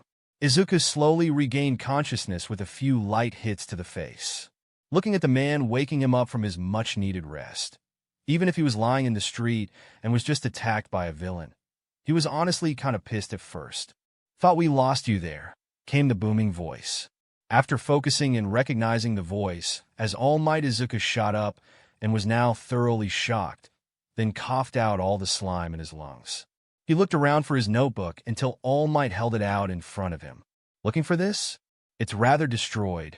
You should probably get a new one. Izuku started flipping through it looking for a blank page. Ready to ask the number one hero to sign it. It could probably go for a lot of money. Then he landed on the autograph of said hero. Izuku looked up to see All Might stretching his legs and doing squats. He looked over to Izuku and gave him a half salute. You're looking all right to me, so I better get this guy down to the station. All Might patted the side of his leg on a bottle of the slime villain. Well, so long. Wait. Izuku wasn't done. He still had so much to say. He may not be Izuku's number one anymore, but he still grew up idolizing him. Izuku didn't realize what he did until after he was in the air. As the hero squatted readying himself to jump, Izuku reached, grabbed, then held on for dear life as he was taken to the skies. When All Might did finally notice him, they both landed on the roof of a building. Izuku took a moment to catch his breath before realizing the hero was smoking? Or was that steam coming off of him? Then All Might deflated and Izuku had to act shocked or surprised at the smaller form of the man. Hacking into most of the city's cameras has its perks when it comes to learning a lot of information about anything and anyone, as well as coming across things you least expect. Izuku may have overdone the acting just a bit when All Might was calming him down. I'm still All Might. This is just my true form. Izuku started to fake calm down a bit, and that's when All Might went on with his speech of secrecy. You must keep this a secret. The public is not allowed to know about this. I can only spend about 3 hours in my other form, but no one can know. All Might lifted up his shirt to reveal a large sunken wound. I got seriously hurt in a villain attack many years ago, which has done some serious damage on how long I can stay transformed. Oh yeah, the dude wearing all black that had a crazy cool quirk. Izuku thought for a bit. Most of the fight got taken down from the internet, and it takes a lot of digging to find it. All Might was shocked, to say the least. No one was supposed to know about the fight at all. A light bulb almost seemed to go off in Izuku's head, so that's why there aren't as many interviews of you these days. That explains a lot, actually. Now All Might was a little confused on why this was where the kid's brain immediately led and what the kid was now muttering about. Well, I have to get going now. Gotta get this guy. All Might felt his empty pockets, opening them and feeling no bottles. Shit. All Might was now pissed for letting this kid get in the way of his work, but he tried to calm himself down a bit. The villain was lost, yes, but he was pretty sure he screwed the caps on pretty tight. So now he just has to find the bottles. First, deal with whatever the kid needs. All Might looked at the said kid who was now looking back at him. Instead of that bored expression he was wearing earlier, Izuku's eyes were just a bit wider, and even though he didn't look scared, there was a bit of fear in his eyes after hearing the number one hero curse. Then to see the villain missing, he got just a bit more scared. Izuku readied his hands at his sides. Less to fight, but more to block. All Might was angry, and after realizing it was because it was his fault the hero lost the villain. Why wouldn't Izuku be scared? Anger makes people act in different ways. Izuku felt phantom pains from old bruises that were long gone from beatings he could never forget. He took a step back just in case and stared at All Might, waiting to see what he did next. I'm waiting. What is it that made you grab onto me and then made me lose a villain? All Might had a stern, questioning glare as he waited as patiently as he could. But after seeing the kid back up ever so slightly and his hands just a bit raised into a fist, he realized he was scaring him even with Izuku's face just barely showing it. All Might forced himself to calm down. He was scaring a helpless kid. I'm sorry, that was unhero of me. Getting angry at you for nothing. It was my fault. I should have been paying closer attention. Izuku felt his shoulders relax and dropped his hands as he continued to stare at his once favorite hero. He thought of what to ask him and tried to pick out the top questions racing through his mind. But after seeing All Might raise one of his eyebrows, still waiting for something, Izuku blurted out something he thought he had given up long ago. Can I still be a hero, even without a quirk? All Might paused. No, you can't. It isn't a realistic dream. I'm sorry. All Might pushed himself off from the railing he was leaning against. You have no power in this world. Give up on the dream. It's not worth dying over. All Might started walking to the door as Izuku just stood there unable to move and look up from the ground. If you truly want to help people, pick something more reasonable and achievable like a doctor or a policeman. Yes. All Might was in a rush, but that was still just the undeniable truth, and inspiring the kid would only get him killed. All Might walked out the door to the roof, leaving Izuku alone. The minute he heard the door close, Izuku felt his knees give out, and he collapsed to the ground. His eyes were blown wide open, and the inside of him hurt, like something finally broke. Like something finally shattered inside of him, and the pieces are now scattering. Izuku felt empty. A dream he thought he had moved on from and forgotten was still there, just hanging on collecting cracks. Until it finally broke. His mom hugged him as they both cried, "I'm so sorry, Izuku. You're a useless, quirkless little shit." Kacchan burned Izuku's chest as he held him down after Izuku tried to help a kid, stupid Deku, thinking he was a hero. You think your quirkless ass can become a hero? Maybe if you take a swan dive off the roof, you'll be lucky enough to be born with a quirk in your next life. Give up on this useless dream. It isn't a realistic dream. You have no power in this world. Izuku didn't realize he had made his way over to the edge of the roof and was standing on the other side of the railing. He tightened his grip on the metal behind him as he looked down at the streets of the city, then closed his eyes and took a deep breath. Just give up already. Izuku finally let go. He exhaled his breath and opened his eyes. The streets were still busy and life was still moving. Yet, it didn't feel the same for Izuku. Hearing an explosion, he looked up to see smoke and fire in the distance. Izuku grabbed the railing behind him and took a deep breath. He'll come back, he thought. Just see what's causing the explosion first. He climbed over the railing, collected his backpack, and then walked out the door to the roof. He left the building and walked over to the scene. Arriving at the scene, he stopped behind a crowd of people gathering at the foot of an alleyway. Fires were consuming the buildings surrounding the alley. Izuku couldn't see what was causing such damage because of all the people standing in front of him. Damn his shorter stature. So, he jumped as high as he could just to get a peek. And that was all he needed. Not seeing a fire escape in the alley of the attack, he ran to the other side of one of the burning buildings, found the fire escape, and climbed it to the roof. Izuku looked down at the slime villain and Kacchan being suffocated, just like how he was before. He then watched as all the heroes just yelled at each other and at the civilians telling them to stay back. Izuku watched as the heroes did nothing. Kacchan was going to die, and the heroes were doing nothing. Izuku was starting to get angry. Izuku couldn't watch Kacchan die that easily. He wasn't allowed to die that easily. Kacchan wasn't allowed to take the easy route out of life like it was nothing. Izuku wasn't going to let it happen either. Izuku reached into a hidden pocket at the very bottom of his bag and pulled out his knives. He wasn't going to let Kacchan die without at least suffering first. Plus, this slime guy was kind of strong, so he knew the fight was going to be somewhat fun. Izuku stood at the edge of the roof, aimed, then threw one of his knives at an eye of the slime villain. The villain screamed in pain and let go of Kacchan, just enough for him to breathe. The slime then started working faster and trying to make its way into the body of Kacchan as the villain cried from the eye without the knife. Izuku saw the only working eye of the villain look straight at him. The slime started to rise towards Izuku, and that's when he jumped. Izuku dug another knife into the other eye. As the villain screamed in agony, he didn't realize he was letting go of Kacchan, so the heroes took the opportunity and started rushing in to grab Kacchan. The slime now was beginning to surround Izuku as he hung from the knife. He just took out his knife from the eye and stabbed it back in, which caused the villain to scream more and the slime to back off. Izuku didn't stop, though. He removed the weapon only to stick it back into the eye again and again. Each time the smile Izuku didn't realize was forming on his face grew bigger with each piercing. The villain slowly lowered Izuku to the ground, pleading for him to stop. Izuku's feet touched the ground, and Izuku used the secure footing to jump and grab the knife in the other eye and do the same thing. As he continued to thrust the knife into the eyes, the villain deflated and no longer was holding its form upward. The slime gradually turned to liquid as it spread across the ground.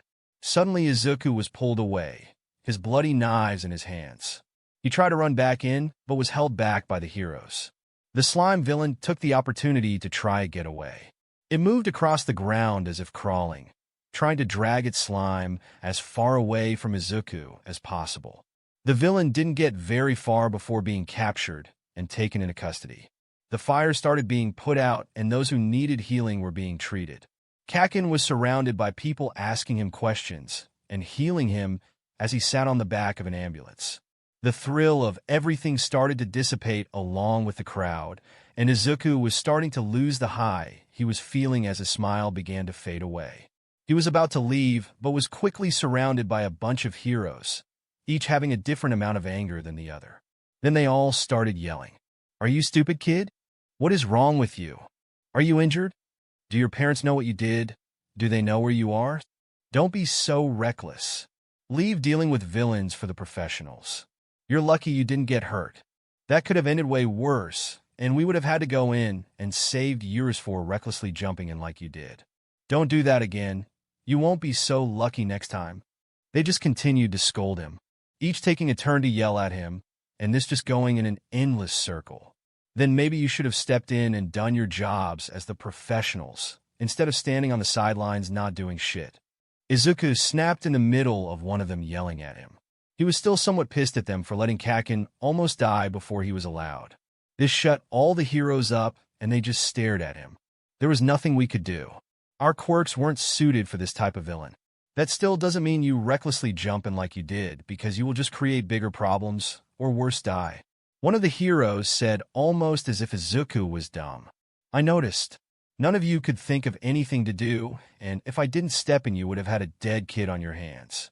All because your stupid quirks weren't suited for this type of villain." Izuku yelled back, "I did your job for you using nothing but 2 blades.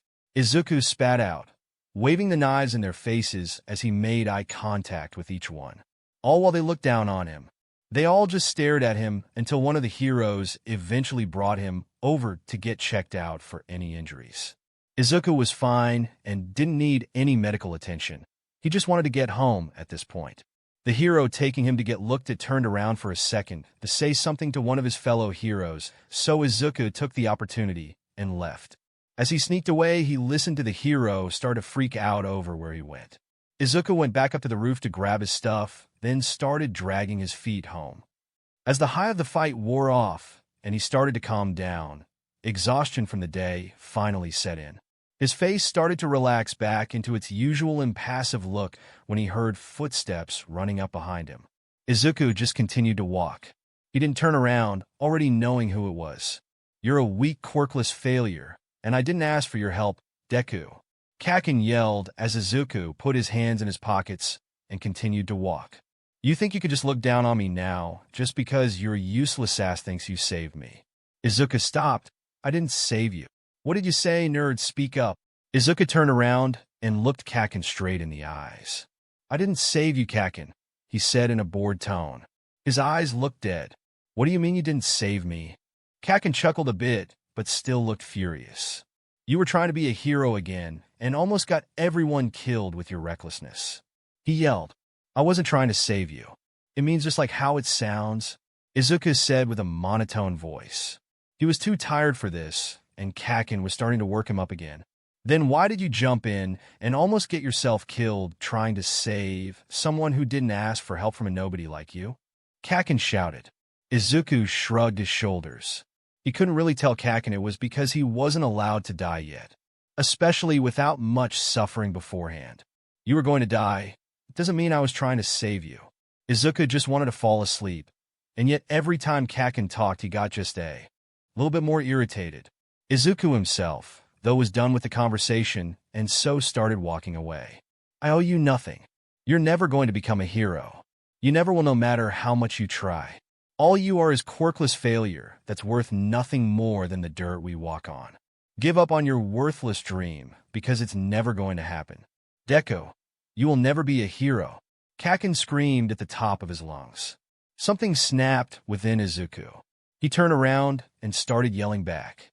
"I already know I can't become a hero, Kacchan. I haven't wanted to be a hero after the first few beatings from you and everyone else. I gave up on that dream years ago, and yet you had to make sure it was really gone every single day of my worthless life. You had to make sure I knew how useless I was, how I was worth nothing more than the dirt you walk on no matter how much I tried. You had to make sure I knew that I was a failure because I was quirkless." Izuku paused. Kacchan couldn't find any words to say as he stared speechless at Izuku. Izuku turned ready to walk away when he looked straight into Kacchan's eyes. You know, I should have taken your advice after all, Katsuki. I should have jumped. Izuku walked away, cutting whatever small string he still had attached to Bakugo. Izuku went home, fell into his pile of old clothes and sheets, then went right to sleep. Izuku woke up the next day still in his school uniform. He opened the door to his storage container, quite surprised he closed it in the first place, considering how tired he was, and looked at the setting sun. That couldn't be right. Did he really only sleep an hour? He walked back inside, checked his phone, and saw that he had missed his morning alarm for school. He had slept the whole day. He must have really gotten worked up yesterday to cause him to sleep 24 hours. It was the most sleep he's gotten in the past few weeks, though, so he wasn't much complaining. An idea suddenly struck his mind as he remembered the fight against the slime villain the day before.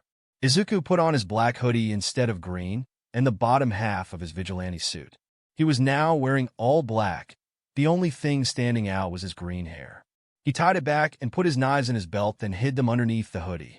Izuku made his way to a party store or some store that sold masks. He disabled any security cameras in or around the store, walked and grabbed a white mask with 2 black eyes and a large, wide black smile. No one noticed him walk in, and no one noticed him walk out. Izuku put on the mask as the sun finally set. It covered his entire face and was a little hard to see out of at first, but the longer he wore it, the easier it got. Izuku wandered the streets, just waiting for someone to stop him, because the mask did make him look rather suspicious, especially at this time of night. He turned down an alleyway and felt eyes on him. He continued to walk as he tried to assess who it was without drawing attention. Izuku turned around, but saw no one. He looked the alley up and down, left to right, but didn't see anyone. There was no one standing in front of him, but he could swear he still felt someone staring at him, as if they were standing right there. Then it clicked. Izuku put his right into a fist and pressed to his abdomen, and did the same with his left, but pressed at his back, then bowed. Pleased to make your acquaintance, Underground Hero Shadow. The alley was silent, and no one moved. It almost seemed like Izuku was talking to air. I know you're there. I can feel your eyes on me. Still, nothing but the eyes never left him. Come on, I know you're still here hiding. Izuku closed his eyes and put his head down, trying to focus and pinpoint where the feeling was coming from. After feeling where the eyes were, he looked directly into them, but still didn't actually see them. Izuku put his hands up in surrender. Come out already. I know where you are anyways, so you're not even hiding at this point. Izuku continued to stare into the eyes that were looking back at him, even if he couldn't see them. Here, I'll let you in on a little secret of mine, if it makes you feel safer. I have no quirk. I'm quirkless. Izuku paused, still looking at the eyes. He lifted his shoe. I'll show the toe, if you really want proof. Then why are you out so late? The eyes spoke with a deep voice, but no one was seen. Wanted to test something, Izuku said truthfully. Did you test it? Shadow's voice was low and deep, but also genuinely curious. Nah, I was actually on my way home when I think I took a wrong turn. You shouldn't be out this late for such a reason. Do you need help getting back? Yeah, if you could. My mom must be worried sick, Izuku said, sounding as worried as he could. What if she already called the cops? Or she thinks I'm dead, or...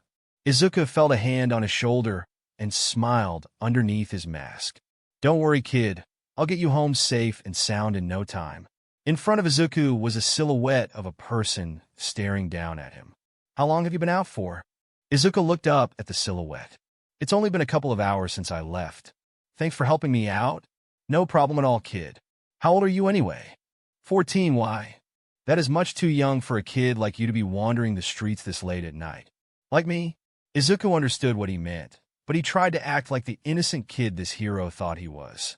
Quirkless and all, if what you said was true. How could your parents be so irresponsible and let their quirkless son out of their sights? What? Izuku was now starting to get pissed. You could be killed at any second because you have nothing protecting you. Are you all right? No scrapes or bruises? Shadow started to look Izuku up and down as if he was glass. I'm all good, don't worry. Izuku pushed the hero off a bit because he was starting to get a bit too close and may see or feel his tool belt. Then let's get you home, kid. They both started to walk out, and Shadow suddenly realized something. "Hey kid, how'd you know it was me standing there?" Shadow looked to his side to see Izuku not there walking with him. Shadow stopped and looked back. Izuku was standing in place staring at him and smiling again under the mask. "The same way I know that you are one of the top-rated underground heroes, and that your real name is Shin Kuroyo. The same way I know that your quirk is called Shadow, and you can create shadows, blending into the back of anything. It's the reason your body is a silhouette, because you are basically a shadow as well," Izuku said, as if reciting the wiki page and not his own observations from his notebook. "Man, kid, you must really like me to research and remember that much. Well, it's real late, and your parents must be worried sick." But Izuku didn't move, and his smile grew, just a bit wider under the mask. "It's also the same way I know you have a son named Shirhai, who wants to be a hero just like his dad. Was it UA that he was aiming to get into next year? It's also how I know your wife died when he was still young. Quite sad losing his mother in such a horrific way." The hero started to create a shadow around him and moved closer to the wall as Izuku continued to talk. "It's also how..." Izuku threw a knife at Shadow and heard the hero cry out in pain as he started to become visible again. "I know you're weak to too much pain, and too much bleeding can make you unable to use your quirk." The hero tried to stop the bleeding around the knife in his abdomen without taking out the blade itself. Shadow fell back against the wall and slumped down to the ground. He looked up at Izuku as he tried to turn his quirk back on. When it wasn't working, the hero tried to push Izuku back as he got closer to him. Izuku pulled the knife out, then examined it as the hero tried to crawl away. "I expected nonetheless, but it is still quite interesting that your bloody's the same color as all the rest." Izuku walked over to the escaping hero and stabbed the knife into his back, smiling just as wide as the smile on his mask. "And you shall bleed, just like all the rest as well." Izuku stabbed the knife into the hero's back once again. "You know, it is such a shame that that poor son of yours will lose his father in such a horrific way as well." Izuku stabbed the knife into the hero's again, smile still on his face. "Maybe it will give your son more motivation and drive. The whole must avenge my parents thing." Shadow pleaded for Izuku to stop, but that just made Izuku chuckle and stab the hero again. As the hero's breath started to get quieter and quieter, and the pleading was dying down, he very faintly spoke. "I thought you said you were quirkless?" Izuku smiled so wide that his cheeks hurt. "I am." Izuku stabbed the hero one last time. The hero gave his last breath and succumbed to his injuries. "Turns out I did end up testing that theory," Izuku said as he cleaned his knives. Izuku went to school the next day. For the first time since he had been diagnosed quirkless, he walked into school happier than ever. He was still wearing his blank stare, but he wasn't gloomy or dragging his feet. He felt good. Izuku walked into the classroom, and while everyone didn't seem to notice or care, one did. Izuku made eye contact with Bakugo as he watched the blonde visibly relax at his presence. Holy shit, he thought Izuku had actually done it, jumped. Izuku smiled for a split second, because he just couldn't contain the glee within himself. Izuku was walking out of the store after picking up his custom-made suits. Being short sometimes had its perks, but this was not one of them. Custom-madees were not cheap. He walked back to his home and tried them on, making sure there weren't any mistakes made. Each was relatively the same, with just a few minor details. Each suit jacket or blazer he got was black, with a pair of matching black pants. He had a few different colored dress shirts. His favorites were the dark green or dark red. But out of everything, his favorite suit altogether was the one that was all black, dress shirt, pants, blazer. Except for the inside of the blazer was a dark red with roses, along with a few different types of hats to help in covering his hair. He had also just got a few plain black ties. He doubted he would actually wear them, because of the whole no dad thing growing up. He decided to just go plain white and black today. Izuku looked at a list with names both crossed out and yet to be touched. Some of the names had little notes on the side of them, like what their quirk was or what they did for a job. Most of the names were of heroes, usually of lower ranking, but still well known. Izuku grabbed his belt of equipment, a fedora hat, and his new and improved mask. It still was the same smiling face, but instead of it looking like it was from the store down the street, it now was made of a stronger material instead of plastic.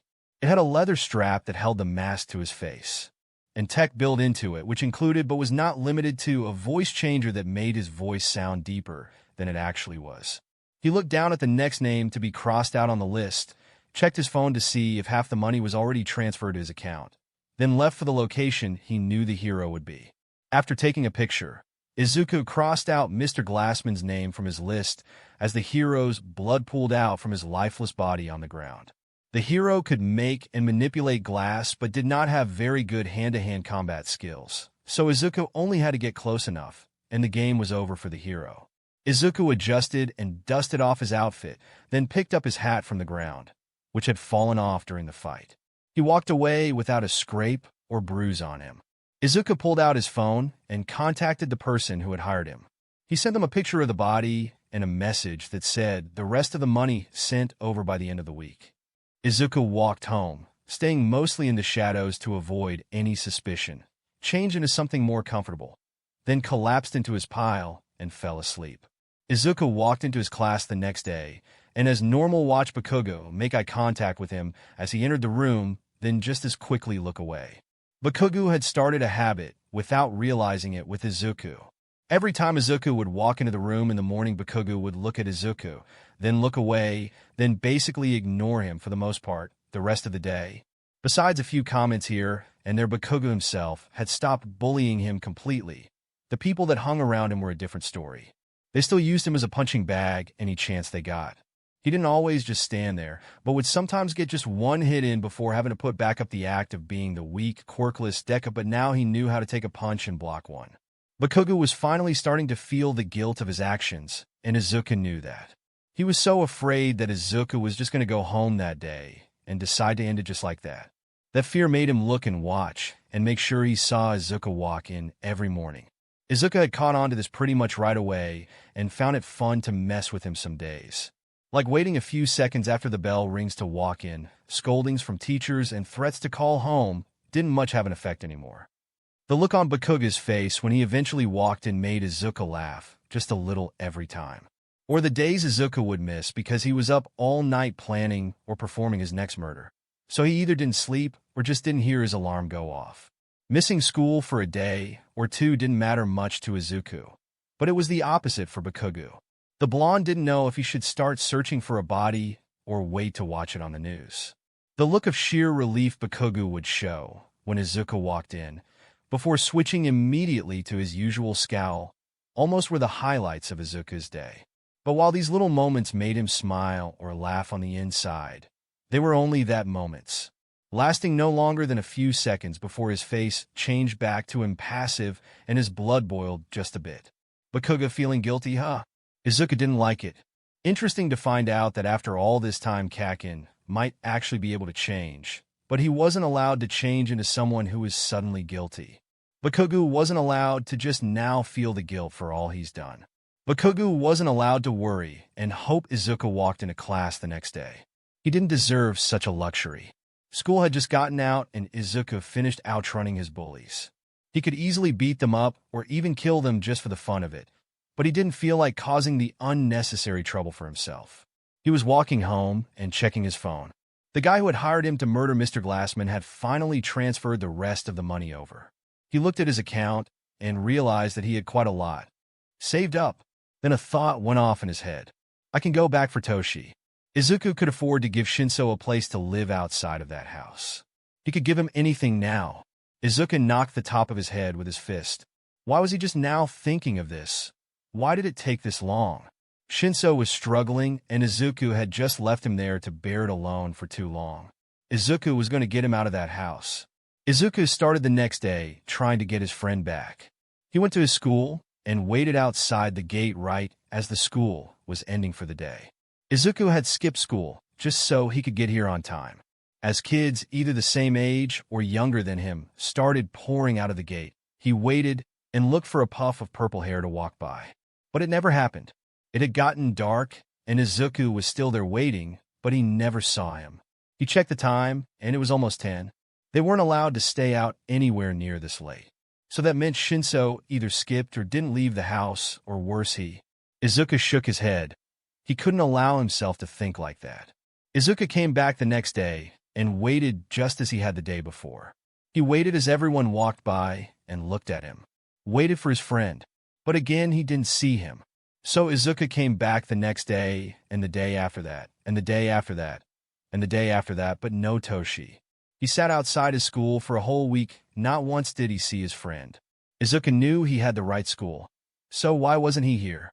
Izuku was sitting on the ground scrolling through the news on his phone when everyone started walking out of the school. He was tired and bored, but today could be the day.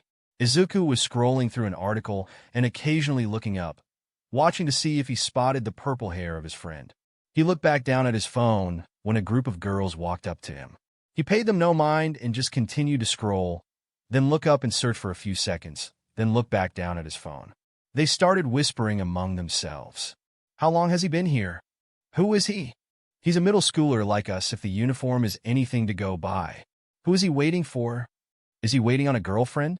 One time I left school super late because of my club, and he was still here. Oh yeah, it was super dark out too. Is it a teacher maybe? Could be. Whoever it is, they either get out super late or just haven't shown up yet. Izuku listened but just didn't care. A group of guys walked up as the girls continued to whisper to each other like Izuku couldn't hear them. This dude is still here. One of the boys said. What has it been, like a week and a half? Another guy added on. Izuku looked at the date on his phone. Guess it has. Not showing up to school for this long probably has Bakugo freaking out right now. Izuku chuckled a bit at that. He continued to search the crowd and scroll through his phone when he heard one of the guys mention something about a villain's quirk. Izuku shot his head up at the group gathered next to him. What did you say about a villain's quirk? The group all stopped their chattering and looked down at Izuku. What? One of the boys said. You mentioned someone with a villain's quirk. Who? Some kid in our class. Why you want to know? Izuku was up and on his feet and in the boy's face. What do they look like? Their name? The group took a few steps back. Purple hair, bored look, bags under his eyes. His name was something like Shinso. Shinso? Izuku said, little hope in his voice. Yeah, Shinso. Do you know where he is? Nah, haven't seen him in weeks, dude. Izuku felt his heart stop for a second. Why wasn't Shinso showing up for school? What happened to him? Think he finally left. Took him long enough, the last part was more of a mumble, but Izuku heard it loud and clear. Izuku didn't realize he had punched the boy in the face until there was a fist being swung at his own face. Izuku easily dodged it and walked away.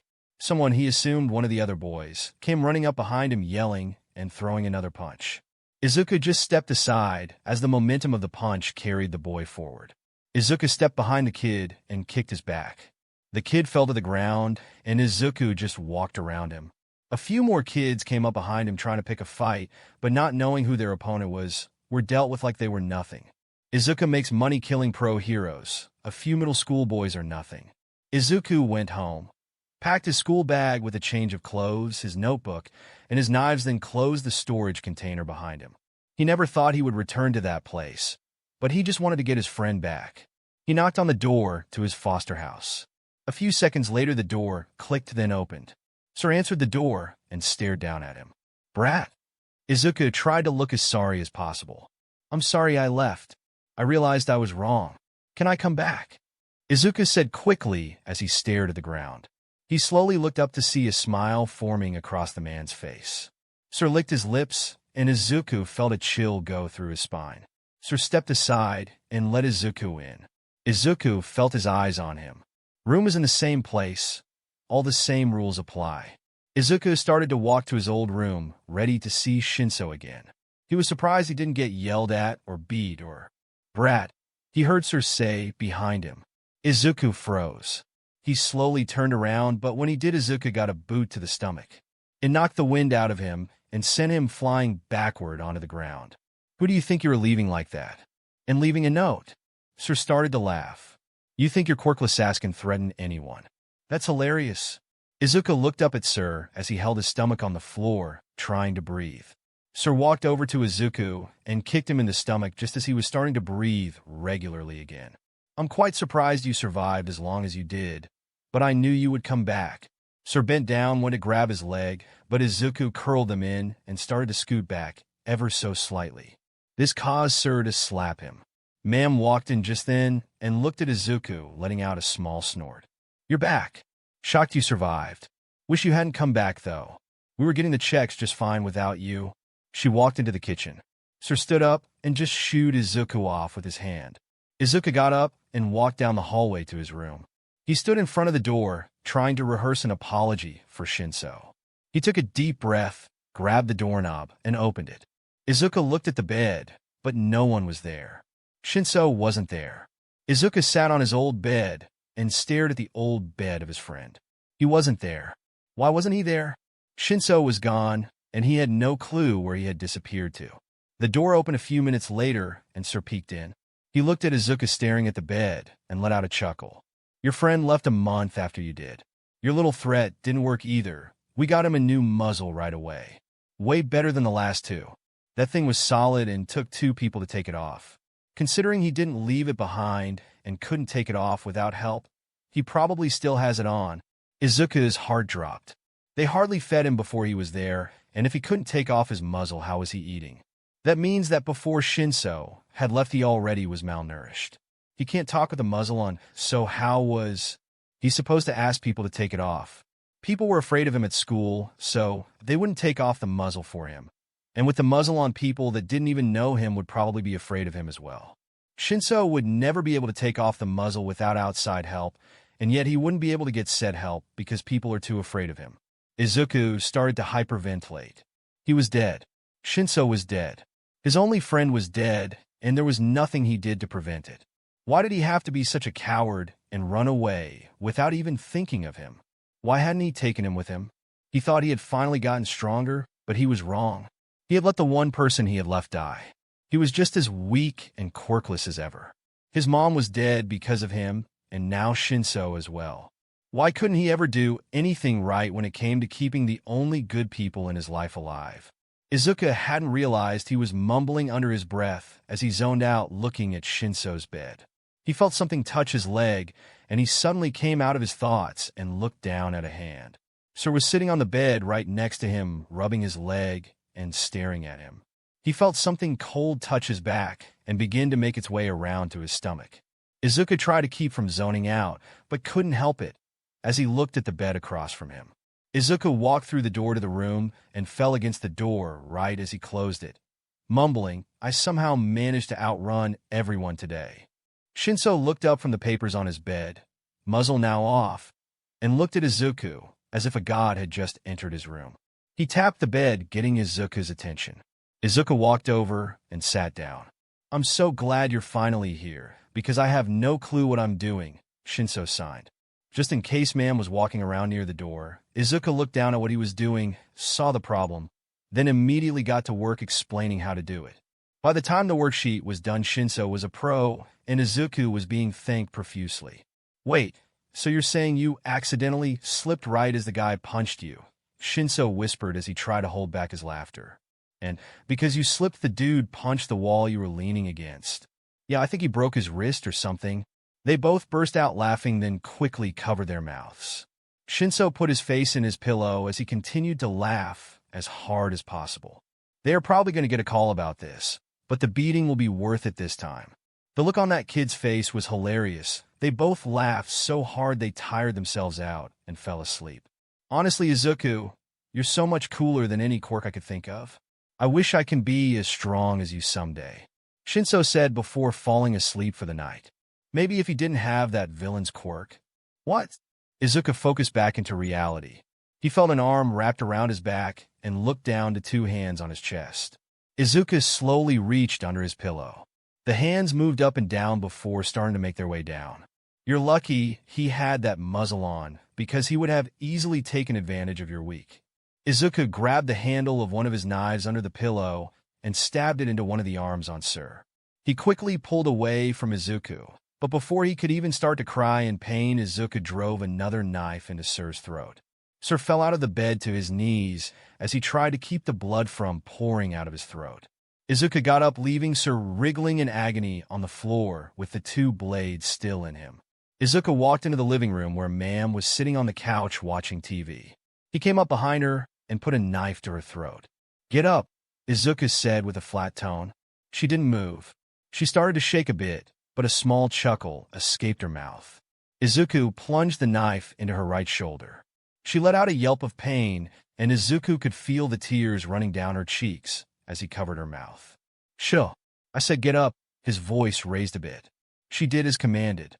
He walked into the kitchen and grabbed the block of knives, sleeves pulled over his hands. As they walked back to his room, she tried to grab one of the kitchen knives from the block he was holding. The tips of her fingers touched one of the handles, but Izuku just smacked her hand out of the way and hit the knife still in her shoulder, causing her to cry in pain. Once more she opened the door to his room, to see Sir still wriggling on the floor as he held his throat. Then Izuku pushed Ma'am inside. He closed the door behind himself and placed the block of knives in between him and Sir. Izuku pushed Ma'am against the door with a stern, "Don't move." She cried and pleaded for him to stop and let her go. "I didn't do anything to you. I never hit you, and I never hit your friend either. It was him. All him," she would say as she pointed to Sir behind him.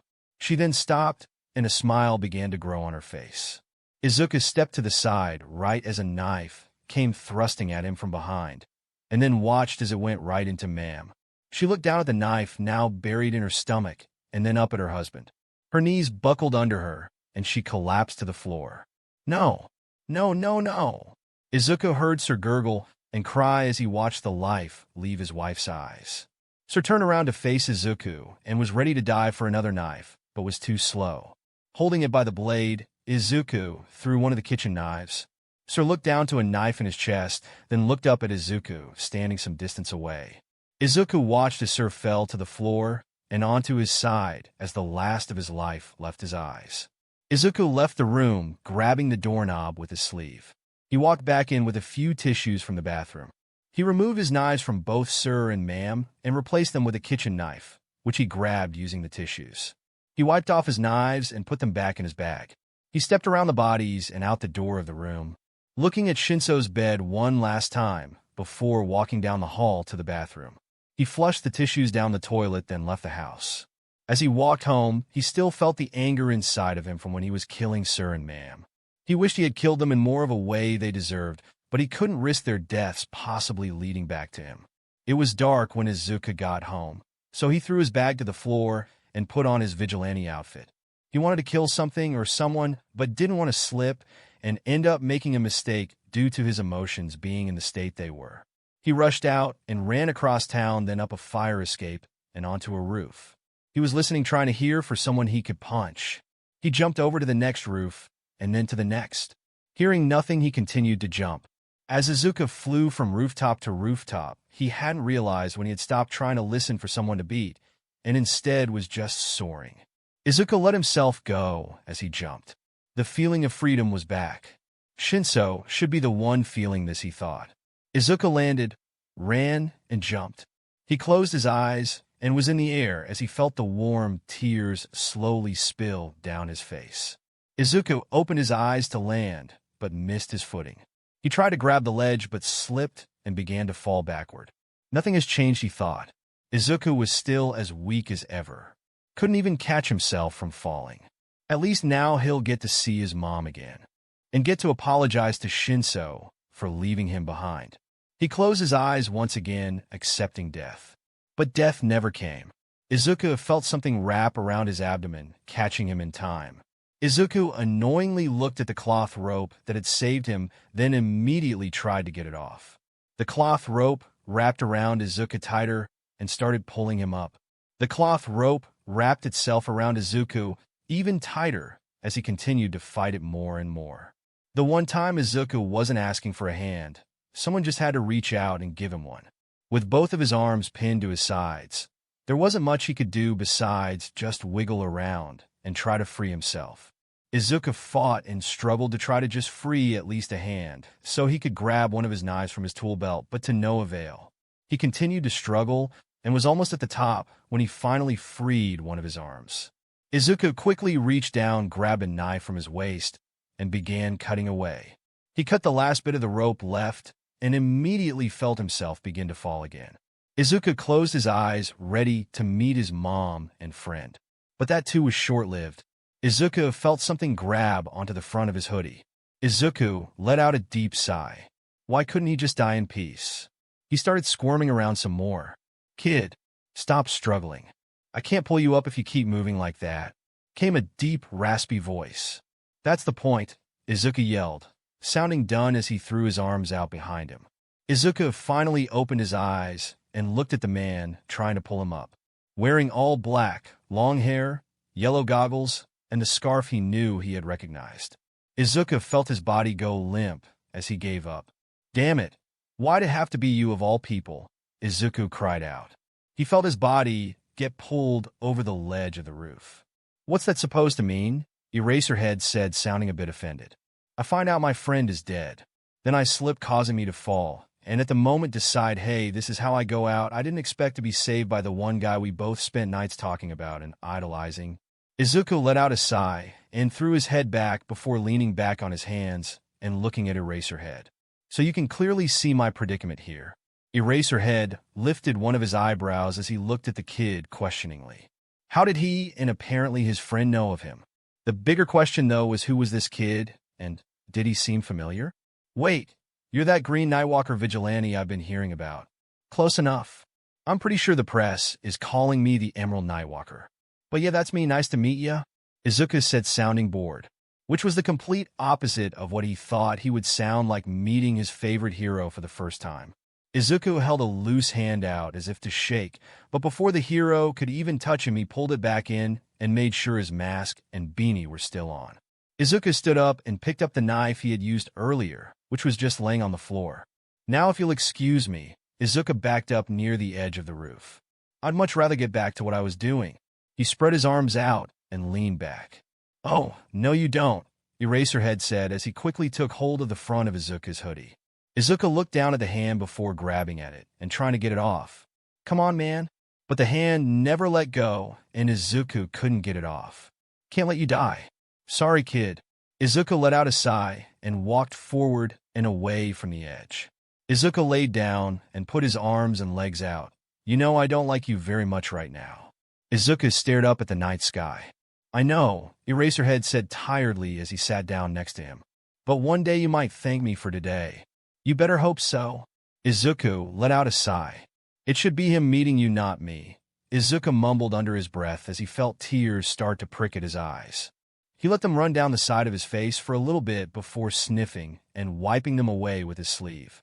It takes time, Eraserhead quietly spoke. He leaned back on his hands and stared up at the stars. Are you coming from experience? Or are you just trying to say something you think I want to hear, so I don't go jumping off another roof the minute I leave your sight? Experience?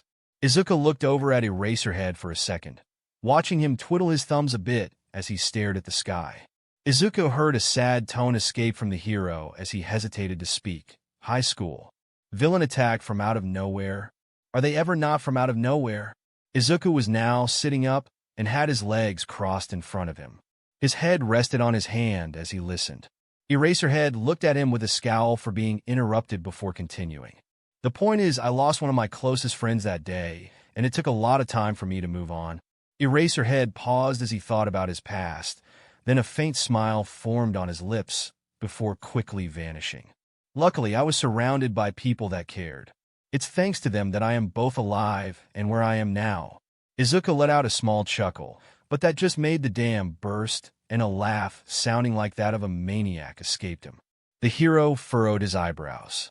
Sorry, Izuku said, wiping at the wetness forming in his eyes. I'm not laughing at you and your sob story. He tried to stop his laughing, but it just turned into crying.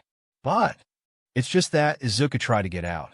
Tears started to run down his face as he thought of Shinso again, and every time he looked up at Eraserhead, it just made it worse. Shinso was the one that should be here right now. He's the one that deserves to meet his favorite hero, not him. Izuku felt the hand of Eraserhead on his shoulder, but immediately slapped it away. Izuku could feel anger rising inside of him. He looked at Eraserhead as he cried out, but that's the difference between you and me. Not only did I lose a close friend, but he was also the only person left. Eraserhead put his hands up in front of him. Kid, calm down. I didn't mean to get you worked up. Sorry. Are you okay? Take a deep breath. Kid. Eraserhead just started telling him to take deep breaths and tried walking him through steps of calming him down as Izuku continued to cry. Eventually, Izuku started listening to what the hero was saying, and the tears stopped flowing. Eraserhead had his hands hovering just above his shoulders without touching him until pulling them away. "You good now, kid?" Izuku just nodded. Eraserhead put a hand behind his neck as a frown formed. "You sure there's no one? There's got to be someone. Maybe you just don't realize it, but they're out there." Let me think about it." Izuku looked like he was in thought, but then turned to the hero with a cheeky grin as if he wasn't just bawling his eyes out. "Nope." Izuku paused for a second before looking like a light bulb went off in his head. "Oh wait, there's one. My school bully, though he doesn't do much bullying these days," Izuku said, mumbling the last part. He started laughing again. "He told me to kill myself a few weeks ago, and when I saw his face after not showing up the next day at school, let me just say," Izuku stretched out his arms in front of him and made a rainbow with his hands. "Highlight of my day. Now I just like to mess with him because he feels super guilty." Izuku let out a sigh. "But yeah, other than that, no one." Eraserhead let out a long sigh and pinched the bridge of his nose. What had he gotten himself into? Izuku stood up and stretched. "Kid, what? It was a good talk, and we each learned a bit about each other, but I'm tired and have school tomorrow. It's been about a week and a half since I last showed up, so I'm kind of curious about the face I'm going to get from him this time. Did this kid really think he was dumb and was just going to let him leave just like that? You really think I'm just going to let you run off?" Izuku grinned. "Of course not, but I just realized I have something to do, and I'm really hoping this doesn't take long." "Wah!" Izuku took off running and jumped to the next roof. Eraserhead immediately started running after him. The hero was quickly gaining on him, but as Eraserhead went to jump and grab him as they both jumped to the next roof, Izuku dropped and landed on the fire escape. Izuku was quickly descending as Eraserhead raced to catch him. Izuku got to the bottom, ran out of the alleyway, and took a sharp right. He ran down the street before turning into another alley and ducked behind a trash can. Izuku watched as Eraserhead ran past the alley, continuing down the street. He was lucky this time around that Eraserhead didn't have his capture weapon readily available, or this would have been done the moment he started running. Izuku sat there for a few more minutes before slipping out of the alley and walking to his next destination. He tried to stay closer to the shadows as best as possible. Izuku arrived at the cemetery and pushed the metal bars open before walking inside. He walked around looking at the ground as he searched for a rock. After finding a smooth round rock, he walked over to his mother's grave and greeted her. "I never got to introduce that friend to you, but hopefully you meet him," Izuku said as he pulled out one of his knives and sat down in front of the gravestone. He began to scratch and carve Shinso's name into the rock with his knife. After finishing, he looked at his work and placed the rock in front of his mother's gravestone. His head drooped. Why couldn't just one person stay in his life? He walked home and went to bed, thinking he might just skip another day and go back to school the day after. Kacchan took a sip of his coffee before looking up and seeing his friend walk into the cafe. The scrawny blonde walked in and looked around before also spotting his friend sitting at a table. He walked over and greeted him. Kacchan stood up and reached out his hand. "Tashinori, how have you been doing lately?" Tashinori Yagi took Kacchan's hand and shook it. "Not bad.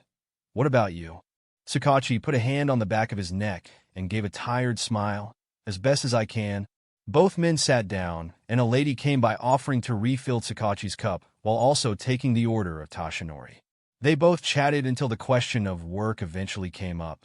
Work's been piling up, and it doesn't help that there have been a few too many hero deaths recently. Kacchan took a long sip of his coffee as the second cup was placed down and filled with coffee for Tashinori. "I heard about those. It is quite tragic indeed. Such young, inspiring heroes taken from the world much too early." Kacchan mournfully nodded his head. "Any suspects so far?" "We believe it to be Stain. He is known for killing heroes and will do it in bunches. But some things don't add up." Tashinori tilted his head and raised an eyebrow questioningly. "Stain kills in groups of 3. But so far from what's been reported, he would stay in the same city until he moves on to the next 3 heroes." Kacchan took a sip of his coffee, then watched as the liquid rippled. Not only that, but we have video evidence of Stain being spotted in a completely different city at the time of the most recent death. Kacchan shook his head in confusion as he took another sip of his coffee. What do you know so far? Anything I could possibly help with? Toshinori took a sip of his coffee, and his face scrunched up at the bitter taste. The only real information we have so far is that whoever is doing it uses a blade of some sort, and they might have a pretty strong quirk themselves or are working with someone that does. Do you have any idea on what the quirk could be? Could the quirk have something to do with blades? Toshinori finished stirring in some sugar and creamer, then took another sip. Delight filled his face, and he instantly smiled at the nice warm taste of his drink. He heard Kacchan snicker a bit in front of him. If the blades are the quirk itself, it is a possibility, but it could also be someone similar to Stain that uses weapons on top of their quirk. But there is also no physical evidence of a quirk being used. But that doesn't mean a quirk wasn't used. It's probably something pretty strong to be able to kill this many heroes so far. Yes, and that is one of the leading theories. Figuring out the quirk, if possible, could greatly narrow things down. Toshinori nodded his head. Yes, and hopefully it happens soon. The quicker we can put all this behind us, the better, especially when it comes to putting an end to these tragic murders. Kacchan dropped his head as he thought, but also not wanting to meet his friend's eyes as the possible question surfaced. There is also the small possibility of them having a weak quirk or just not using their quirk because they can't or it doesn't help. He looked up and met his friend's eyes. Toshinori had his cup in front of his mouth, ready to take a sip, eyes wide and an eyebrow raised. Toshinori placed his cup down and hit the table in a playful manner as he began laughing. You've never been one to say, such a funny joke, he said in between breaths.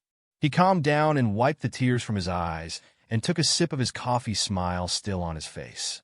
How many heroes so far? Toshinori said, suddenly serious. 5 confirmed so far, but there could be more that we haven't found yet. Kacchan said hesitantly. 5 dead heroes.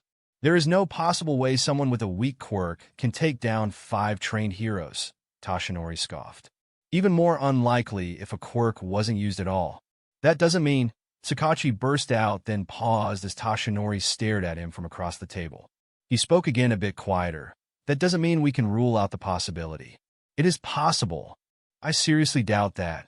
Toshinori mocked as he cut his friend off. Kacchan was starting to feel a bit uncomfortable now, and as Toshinori continued to stare at him, he felt he was shrinking under the gaze. Toshinori wasn't even in his all-might form, and yet Kacchan couldn't help but feel so small in front of him. He looked down at his watch and released a breath of relief. He looked up at Toshinori and put on a fake smile. I'm sorry to cut things short, but... He pointed down at his watch. I really must get going. I had a prior appointment already scheduled, and I would really hate to be late.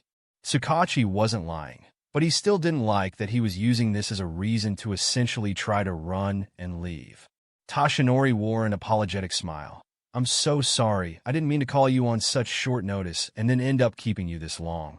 Both men stood, gathered their stuff, and walked out after paying. They stood in front of the cafe and shook each other's hands once again.